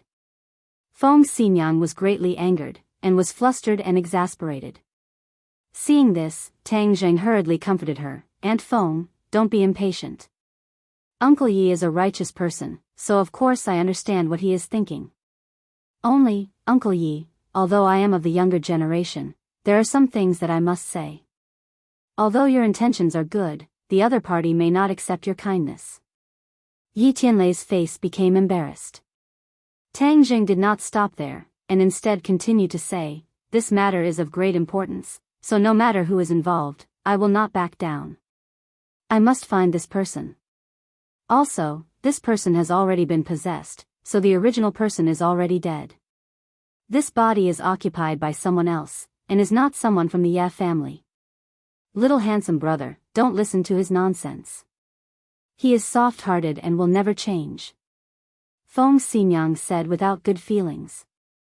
Tang Jing smiled and said, "Uncle Yi is a kind person, so he has this kind of thinking. This is better than many vicious and merciless people." Feng Xinyang's lips slightly raised, and she smiled, her face brimming with happiness. "Little handsome brother, do you know why I chose him that year?" "Why?"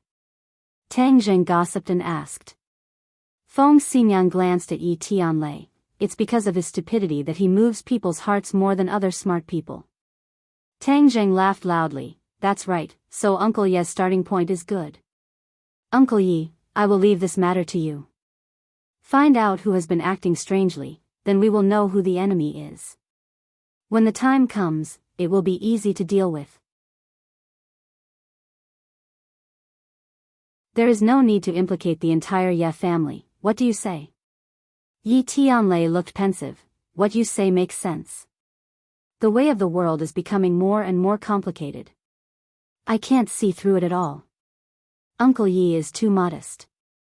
If Uncle Yi and Aunt Feng are in the mood for leisure, once this matter is over, I will invite you to an island for a vacation. The scenery there is beautiful, and there is no smog like the capital. It can be used to relax," Tang Jing suggested. Feng Xinyang happily agreed. "Little handsome brother, you are the one with the heart, unlike this guy. I have been with him for most of my life, but he doesn't know how to take me on a vacation. I have heard Ding Dang mention your island before. I have wanted to go for a long time." "Good, then it's a deal. Little handsome brother, let's go over there. I have something to say to you." Feng Xinyang pulled Tang Jing to the side. "What can't you say in front of me?" Yi Tianlei speechlessly rolled his eyes. Feng Xinyang glanced at him and said, "This is a private conversation between me and little handsome brother. You don't need to know. Go to the side." After saying this, she pulled Tang Jing to a secluded area. Tang Jing curiously looked at her and asked, "Aunt Feng, what is it that has to be so grand?" Feng Xinyang looked at Tang Jing. The more she looked, the more satisfied she was. When he was still a high school student, she had already set her mind on him. Now it seems that her vision was truly unique. If it wasn't for her constant perseverance and encouragement, perhaps that silly daughter of hers would have already had no fate with him. As for the unclear relationship between Tang Zhang and other women, she was very clear about it. However, what kind of person was she? How could she let her daughter withdraw because of such a small matter? On the contrary, she would encourage her daughter to compete even more. Only a truly outstanding man would be able to attract the attention of so many women. Feng Xinyang's daughter had never been afraid of challenges and competition. Bravely moving forward was the style she should have. However, ever since the last time she let Yi Dingdang return home and had a long talk with her, Feng Xinyang also realized that her daughter was facing a crisis. The most important thing was that the women by Tang Zheng's side were too outstanding. Not to mention Wu and Li Xiaotian, these two were originally experts of Li Palace and martial organization. She had to admit that they were stronger than Yi Dingdang.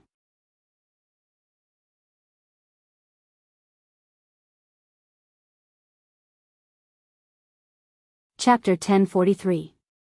Seeing that Feng Xinyang was staring at him, Tang Zheng thought that something big was going on.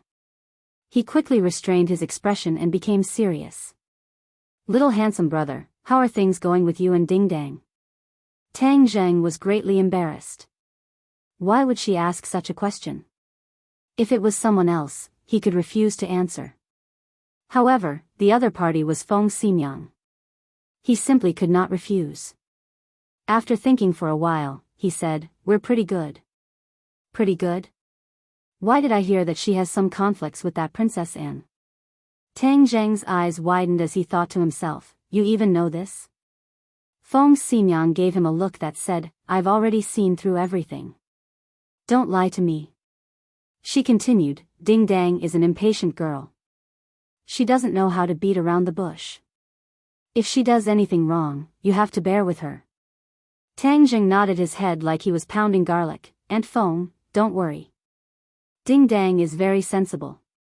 Feng Xinyang's mouth finally revealed a trace of a smile and said, "If that's the case, then I can rest assured. Some things should be settled as soon as possible.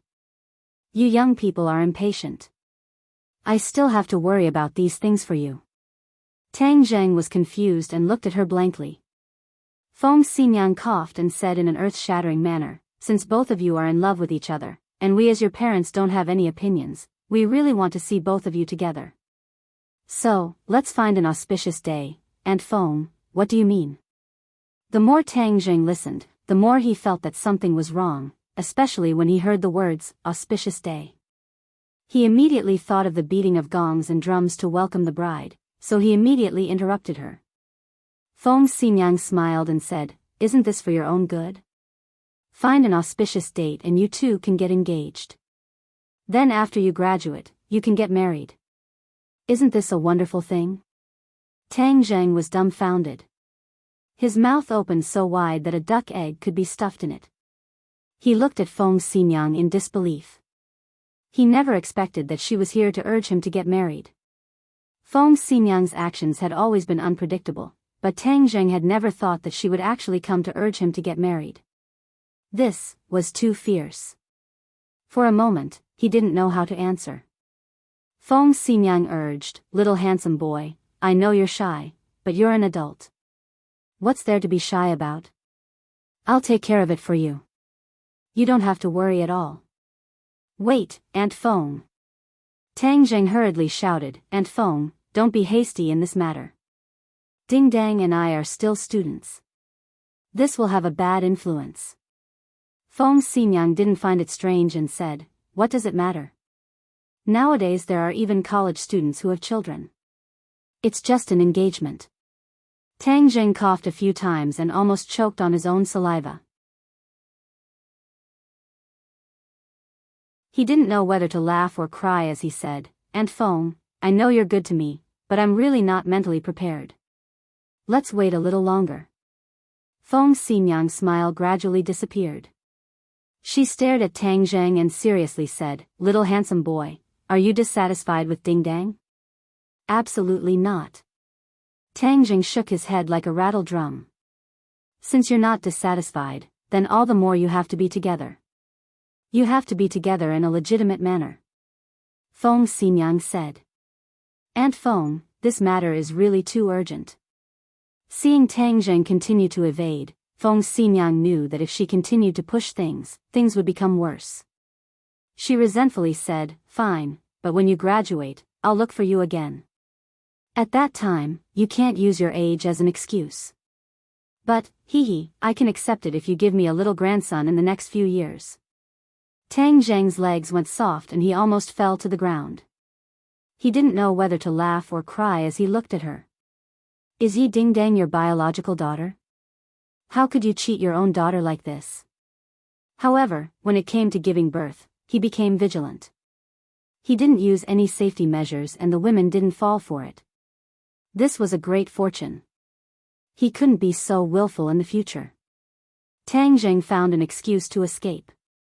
He was afraid that she would say something shocking. Feng Xinyang looked at his receding figure and helplessly shook her head. She had to think of another way to deal with this matter slowly. Suddenly, he had an idea and looked at the villa beside him. That's right, how could I be so stupid?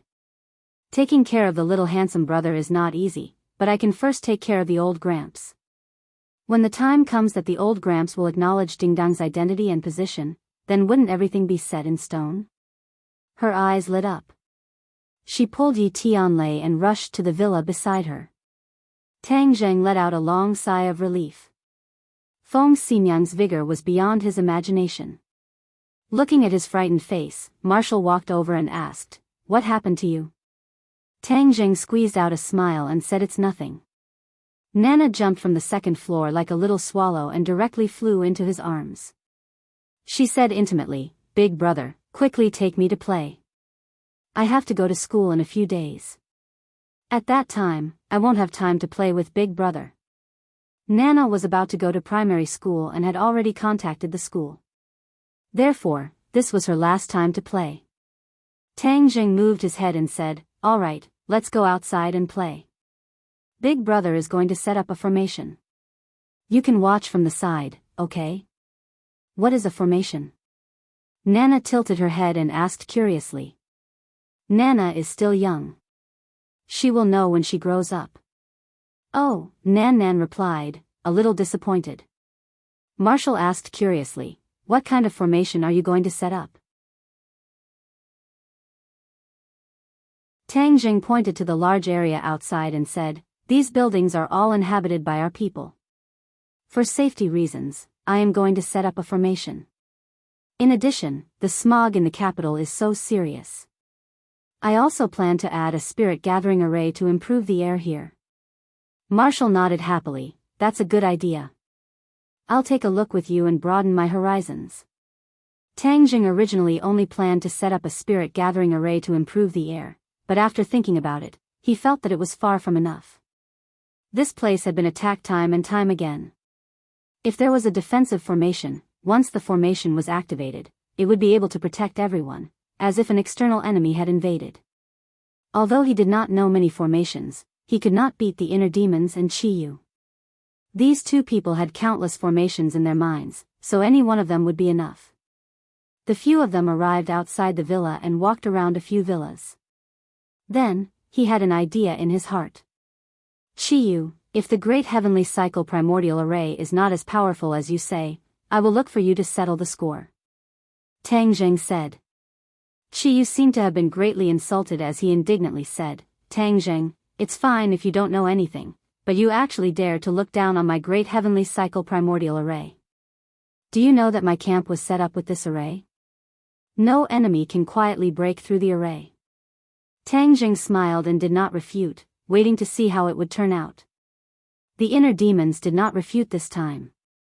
Instead, they helped Chiyu and said, "I'll say something fair.